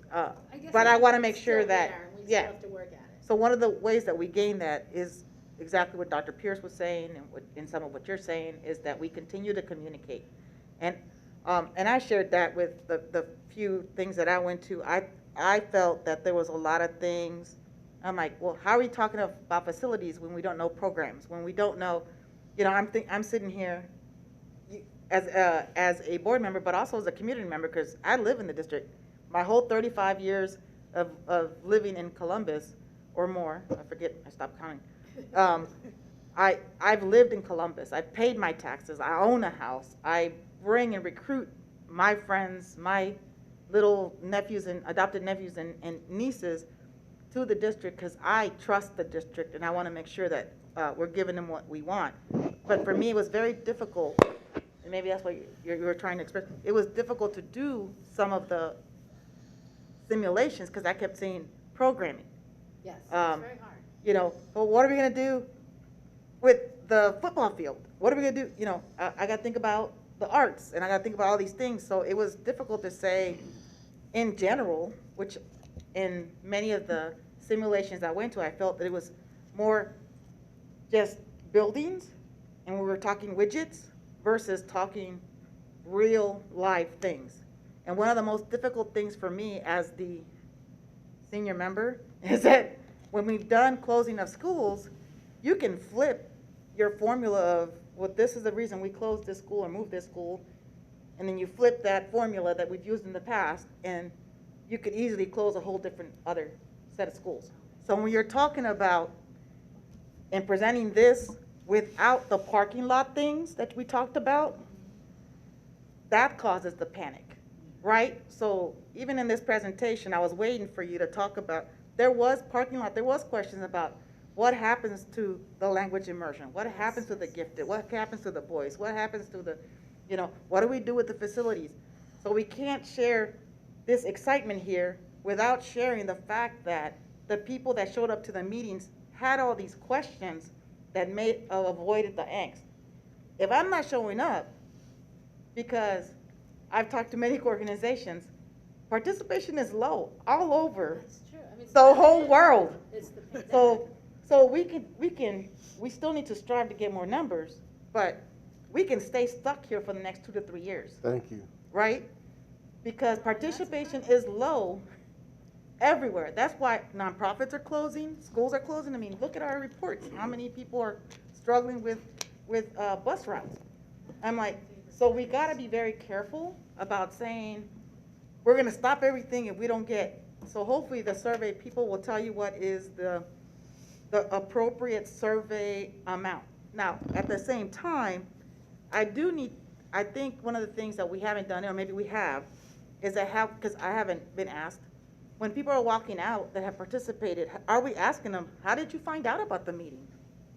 Why did you engage? Why did you decide to engage? What was it in particular that you came to Region 4, even though you belong to Region 1, why did you come here versus the other place? You talked about some regions getting other things, and I think that has a lot to do with equity in community, right?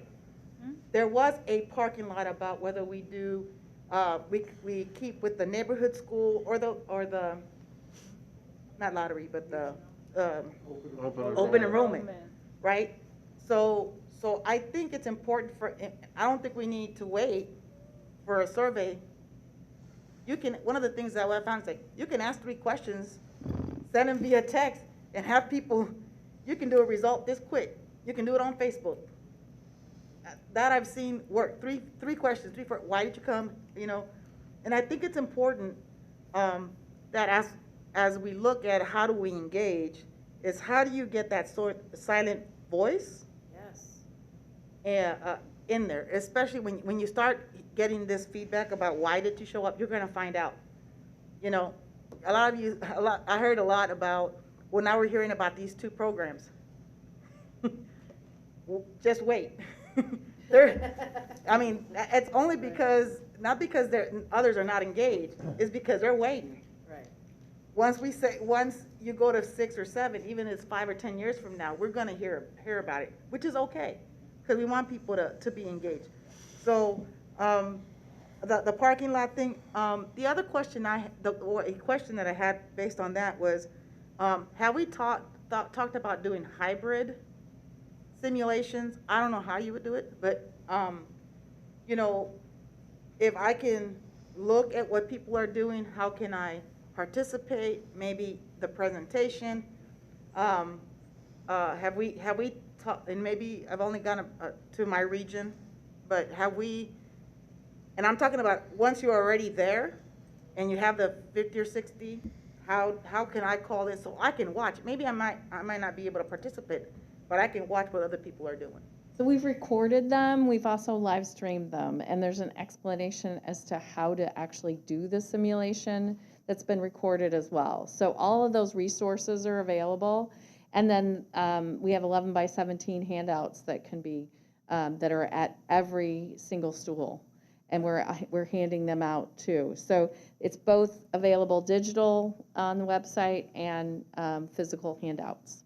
I think there might be an opportunity, and I'm just putting it out there, there might be an opportunity, if I'm hybrid in and something's happening, I might actually offer a comment versus if I'm at home just watching it, I may not give just, I'm not saying to do it, I'm just wondering if. It was discussed, and I think the concern was if we made it hybrid, that it would discourage people from actually coming and having the physical experience. So But we're also trying to get our numbers up, so just. absolutely. Or maybe there's one that's particularly that way, I don't know. Yeah, the live stream one in particular, yeah. I mean, when I talk to the ESL programs around the city and how people are participating, they've got more people participating in a hybrid model than they are in an in-person model. So just food for thought. Okay. Another question I is, are we capturing what, are we differentiating and or capturing? What do parents want? What do students want? What does community want? And how does that relate to the portrait of a graduate? Because when we talk students first, parents decide where their students go at the end of the day, right? So it may be 50% of, or 30% of where my kid wants to go, but 70% where mom or dad want to send you, right? So I'd be interested to see, and I know that's a lot of nitpicking on how we're differentiating that from a results. In response, the 3 categories that we're collecting data are the community, the students, and then the staff, so that we can separate the spreadsheets in that way. But the mapping, is the mapping separated in that form? Yes. Okay. In the same way. And how are we defining neighborhoods for the folks that, and that happened kind of here when we talked about these would be neighborhood schools, like these elementaries, and these kids would go to neighborhood, and these kids would come to that neighborhood. And in the 2 or 3 simulations that I participated, the participants had a trouble trying to define, well, if we had one high school, who would go to that? And how, I think that's also an issue when you start just making decisions on having regional high schools, for example. And that doesn't need an answer, just a question. I think that's a next step. We're talking about the feeder patterns, so that'll be part of that neighborhood school discussion. That's the next layer of information in the process. Next, as in how you start to do the work after the community part's over? Got it. And I probably have other questions, but I'm going to yield to my team Okay. so that other questions can be asked. Board Member Ragland. Thank you. I agree with Vice President Reyes on the whole concept of neighborhoods. I really do believe that this is about neighborhoods more than it is students, actually, because students come from neighborhoods, and when you start talking about dispersing students, and I live in that community, what happens to the school in that community? And if you don't have something to say to me immediately about that, then I start thinking about what has happened with schools that have closed in the past. What happens to my property value if we have a school that's closed in my community and has been boarded up and in disrepair with no plan of action for what that school looks like? And I've spent my entire life investing in my home.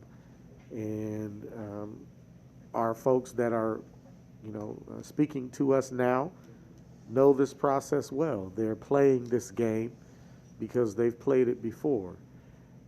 They know that these decisions are not going to be made overnight. They know that they are years in advance of the decision-making process. They are advocating.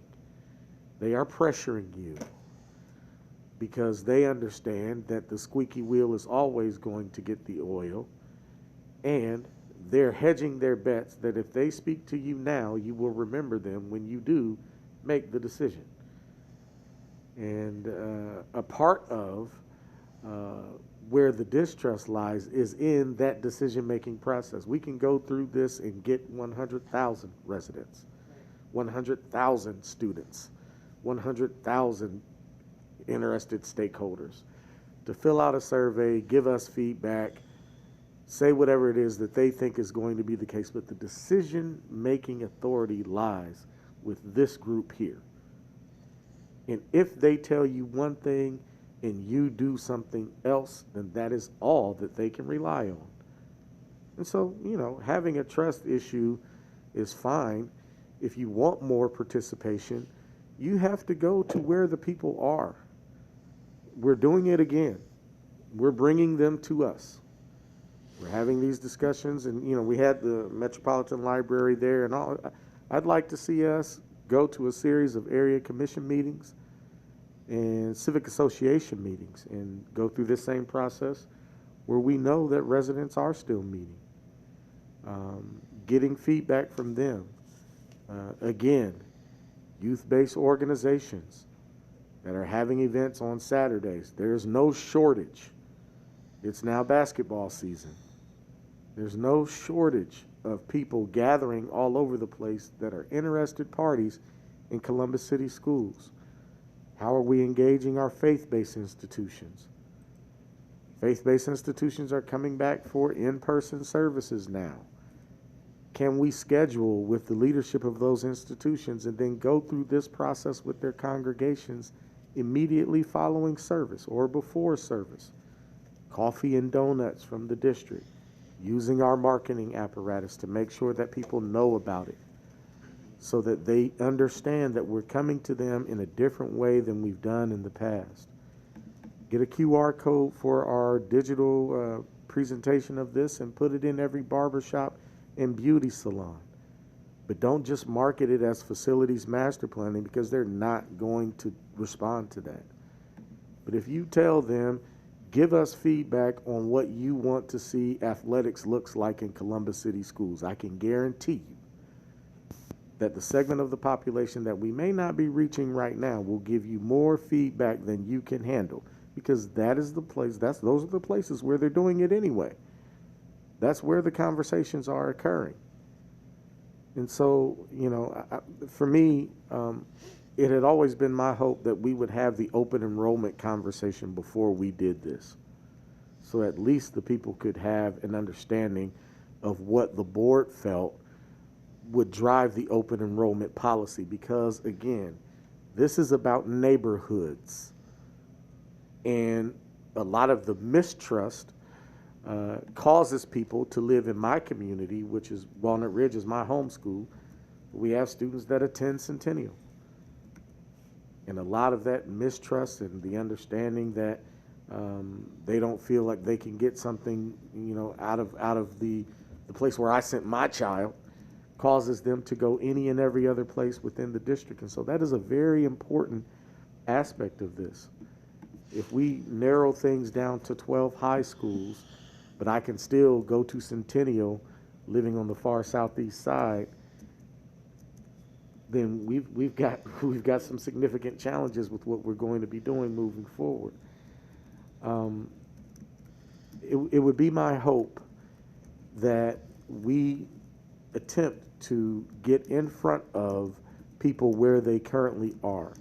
It may help you, you know, both our consultants and the district, if we kind of get an understanding of where people are, but then be intentional about using the district's marketing and communications apparatus to promote ourselves in those environments. I am sure that you will get a positive response from leaders of area commissions and civic associations if we go to them and ask if we promoted it ourselves with them, and then we had access to the people that are already gathering in the spaces where they have them gathered. That's a different approach. You know, we've done this before. We've called people into our buildings and what we feel is common places, and we're not getting the response that we need. And I do agree with you. Someone said that we could be here in this place for, you know, several years.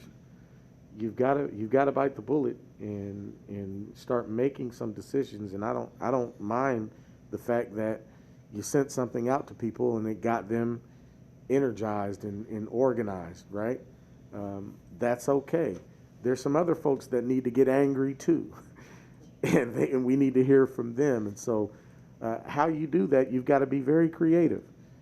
Go to them in the areas that we know that they do care about. There's no shame in that.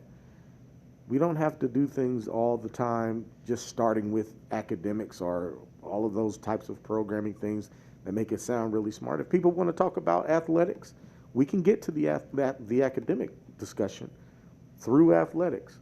If I can get you talking about schools, I can infuse the academic discussion and the programming discussion as long as you're talking about schools. And we all know that Columbus, Ohio is very unique. We are the only place in the world where you have this level of attention for athletics because of what we see is happening with the Ohio State football program. We're the only place on earth that's like that. Well, that carries over into our society. The entire community is like that. And so change our thinking. Approach it a different way. If all we're after is information, there's multiple ways to go about getting it.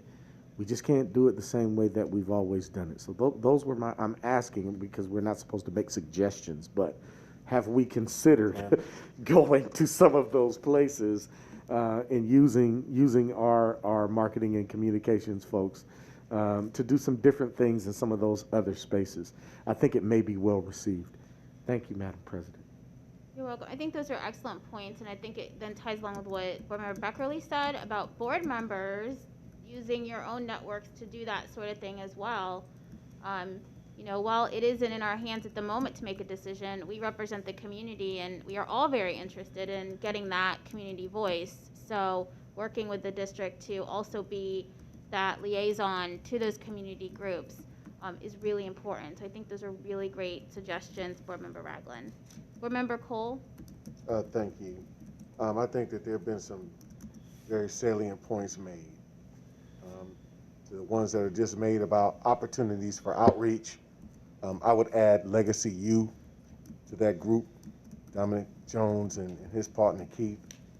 I would most assuredly not just look singularly at the area commissions. I would work with Carla Williams Scott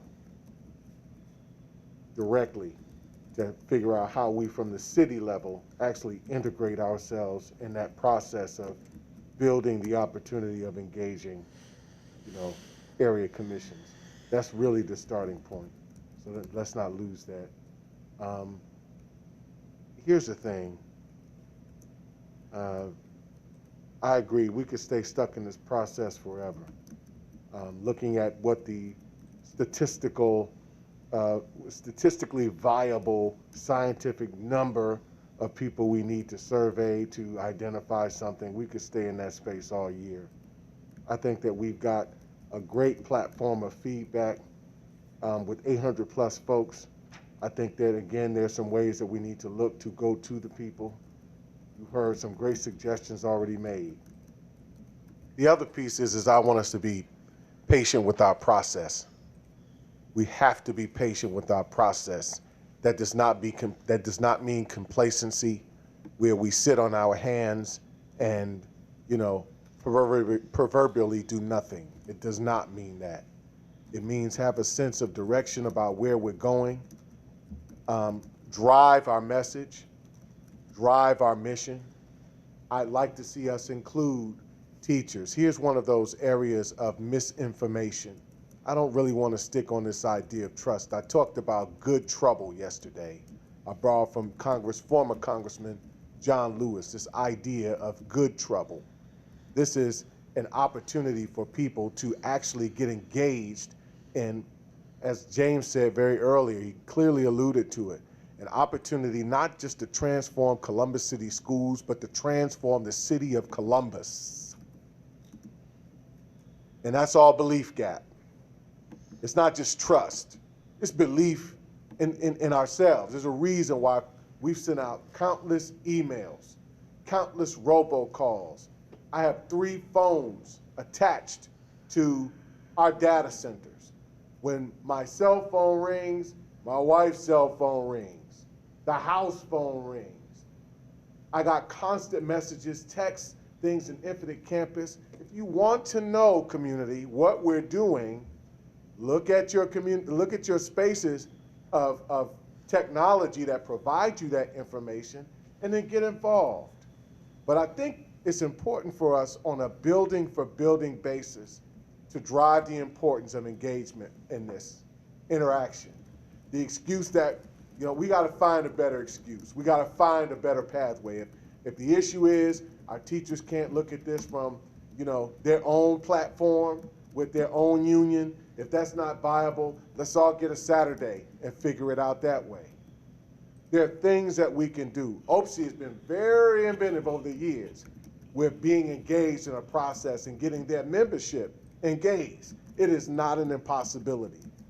But our building principals, our teachers, need to also be sending this message and be aware of the types of conversations that they can be involved in to help shape a better narrative so that when people come to them, I heard last night in our Region 5 piece, you know, one of our students saying, you know, people come to the teacher or the principal and the principal's not up on exactly what this process has been and what the phase of conversation we're in, the context of it.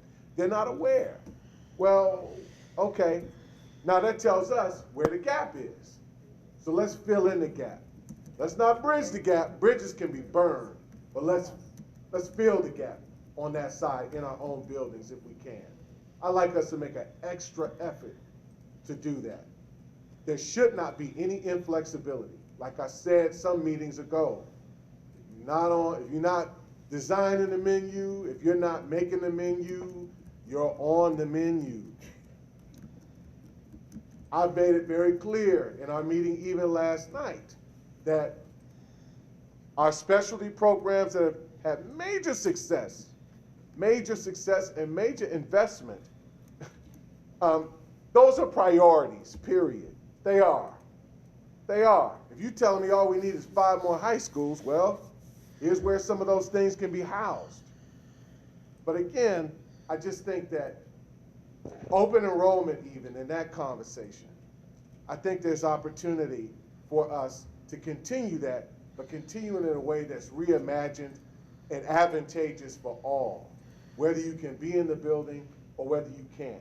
Some great stuff that came out of the conversation last night was that, you know, maybe there's some virtual engagement and class sharing that can actually take place. That kind of cross-pollination and how COVID, everybody's blaming COVID for all this bad stuff. I think chances make champions. I really do. I think it's unveiled a plethora of opportunities that we can engage that we still, in certain ways, are sleeping on. So for me, I think this process is in the right direction it should be. I think that this is a good point right now for us to say, this is where we can make some additional engagement and strengthen the process. But most importantly, colleagues, it's super important for us to continue this forward and not become stagnant, not become immobile, and certainly not become frenetic. Because a few people said, I didn't know about that. That's always going to be an issue. We are a district of nearly 50,000 children. We're a district, a city of close to, if not over, 1 million people.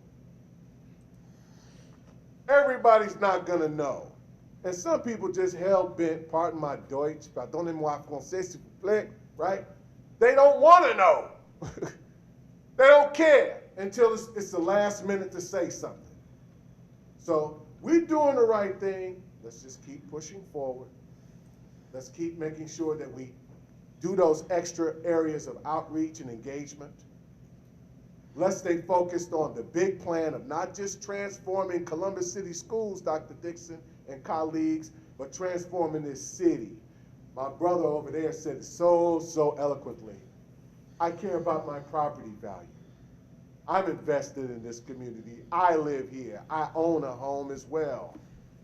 I live in a community as well with schools in it and everything else. It is fine time for us to figure out not only how we maintain community value by making our district the #1 in the region, but how we transform those neighborhoods by even solving some of our own community issues, leveraging our district space that will otherwise be vacant and sitting fallow. So I appreciate the moment. I just want us to stay focused. Thank you for those comments. Dr. Pierce. So in staying focused, we have to focus on the why. And right now, we're missing the why. We need to emphasize the why as we move forward. So 3 questions very clearly. Our FMP FAQ does not include the critical element of the timeline to put a levy on the ballot. So when my colleague, Board Member Beckerly, says our timeline, can we slow it up? Do we have to move forward with 2022? We need to include that information so our community understands we have to seat the FMP committee by a certain date so we can receive the recommendation as a board to be able to put the levy on the ballot. That information is missing from our website. But that information being there can help our community understand why there's a sense of urgency, why our board is really being deliberate about our process. Let's share that information. So can we include that critical information on our website on that FMP FAQ? The next thing is when we talk about property values, and I've said this from jump, one of our most important assets that we have as a district is land. But because of state policy, when we come out of a building, we have to give first dibs to a charter or community school. Can we build the demolition of the buildings that we're going to move our people out of so we don't have these blighted buildings that we don't know what to do with in communities? Let's be forward thinking. Can we create green spaces? Can we put up some basketball courts? Can we create some parks where our kids in those neighborhoods and communities can play? And how can we build that into our FMP process, right? So can we include the cost of demolition of buildings that we are not going to use, or our historic buildings that cost us more to keep up and running than they do for us to renovate again? Let's just be 100% open, transparent, and honest with this process. The next question is, it is very difficult for community members, again, to make decisions about buildings and programs when we don't know how to define or measure success. My child graduated with an IB diploma. How are we measuring the success of that program? Is it how many students graduate? Is it how many students actually graduate from college? Is it how many students actually go overseas to obtain a degree? Because that's what the program is for. How are we defining success? And we have to move beyond these feel-good, how many students are enrolled in a program. As a college professor, you know how many students I get that can't write a paragraph?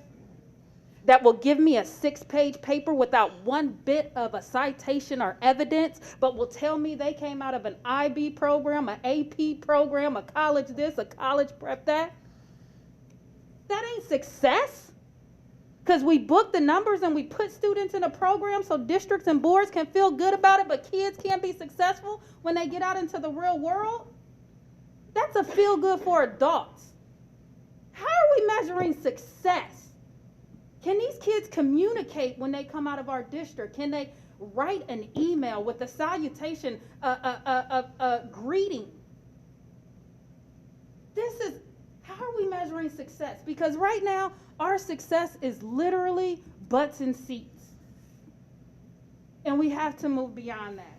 So as we talk about the portrait of a graduate and programs and how they're aligning, we need to, as Dr. Dixon said, make sure that we are aligning. Hey, here's how the portrait of a graduate aligns with our GT programming.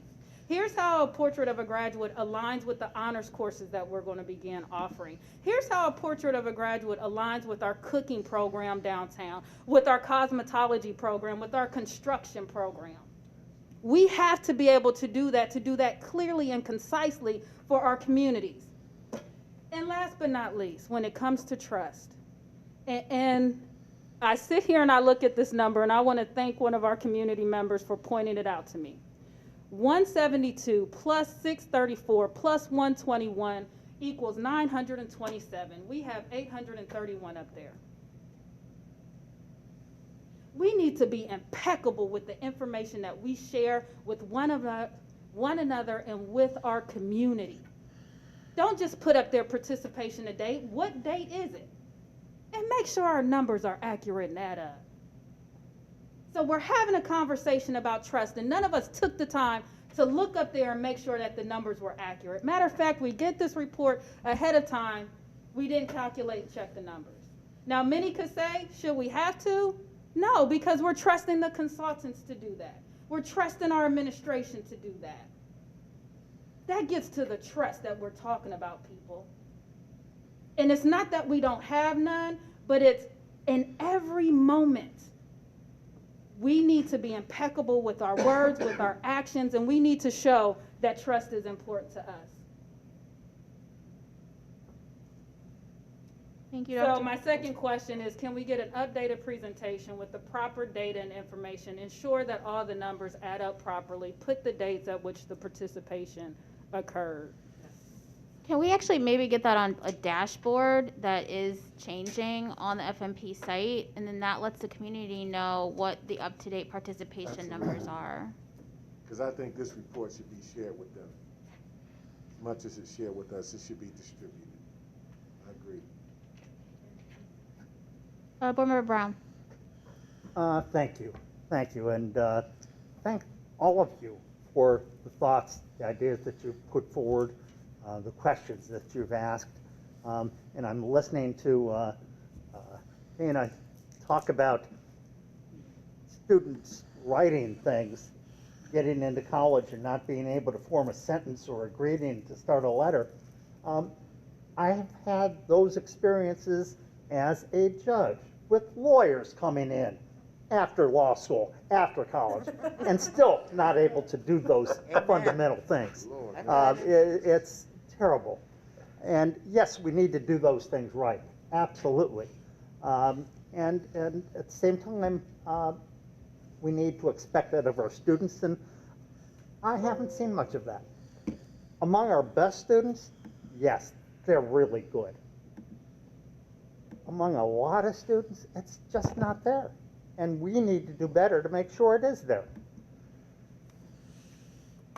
Generally, and I think you all know this of me, I don't speak up unless, I've got something different to say. I don't like to extend meetings by just repeating the same thing everybody else has said. I agree with all of what's been said, but I think that we also need to focus on getting this done and recognizing, yes, we'd love to have lots more engagement. We'd love every single person that lives in the community to engage and give us their ideas. We're not going to get that. We can do better than this, but we're never going to get to the point that we've got enough community engagement that we can sit back and say the community made the decision. We still have that responsibility here, and we need to do it based on the best available information we can get. And, yes, we want to push engagement and hearing from the community, but at some point, we've done that, and we need to get on with decision making. I'm not saying that we should rush it. I am not saying that we shouldn't go deliberately and carefully through this process, and I like how it's been approached. I like the discussion that's been had, and I like the process that I've seen. You'd have heard from me if I didn't. I think it's designed to get us to a place where we can make a decision, but it's not going to be perfect. There is no perfect decision.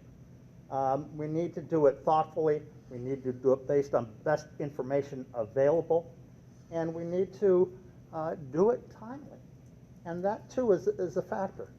So, I think we need to, keep at this. We've had a lot of good discussion, but, let's get back to the process and make it work for us. Thank you, Board Member Brown. All right, Dr. Dixon.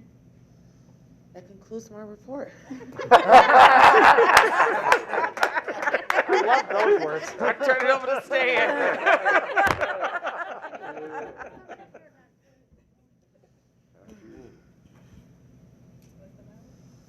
I move Okay. approval of the consent agenda? No, we're not there yet. Hold on, I have to say hi to our other direct reports. So, hello, Auditor Smith. Do you have any reports this evening? Hello, President Adair, and I do not have a report this evening. Thank you. Thank you. Mr. Treasurer, how are you? And do you have a report this evening? Thank you. I'm very well. Thanks for asking. And even if I did, I wouldn't give you a report this evening. Smart man. Okay, so now we are in the consent agenda, and remembering what I said at the beginning of the meeting about the numbers changing, the consent agenda consists of items 9.1 to 23.3 with those changes that I mentioned at the beginning of the meeting. Is there a motion to, I'm sorry, is there any items that any board member would like to pull from the consent agenda for a separate vote? Seeing none, is there a motion to approve? May I restate my motion? Yes. Move to approve the consent agenda. Is there a second? Second. Are there any items any board member wishes to discuss? Board Member Ragland, please state the number. Yes, 18.2. 18.2 is award design build contract to Miles McConnell Construction Incorporated for the HVAC renovation phase at Valley View Elementary School, Westgate, and West Broad. Yes, my question is, thank you, this is listed as 100% LEDE. My question is about the economically disadvantaged portion of our policy, and what is the threshold to be considered economically disadvantaged? And we have Terry Wise, I believe, is going to address that. But I don't.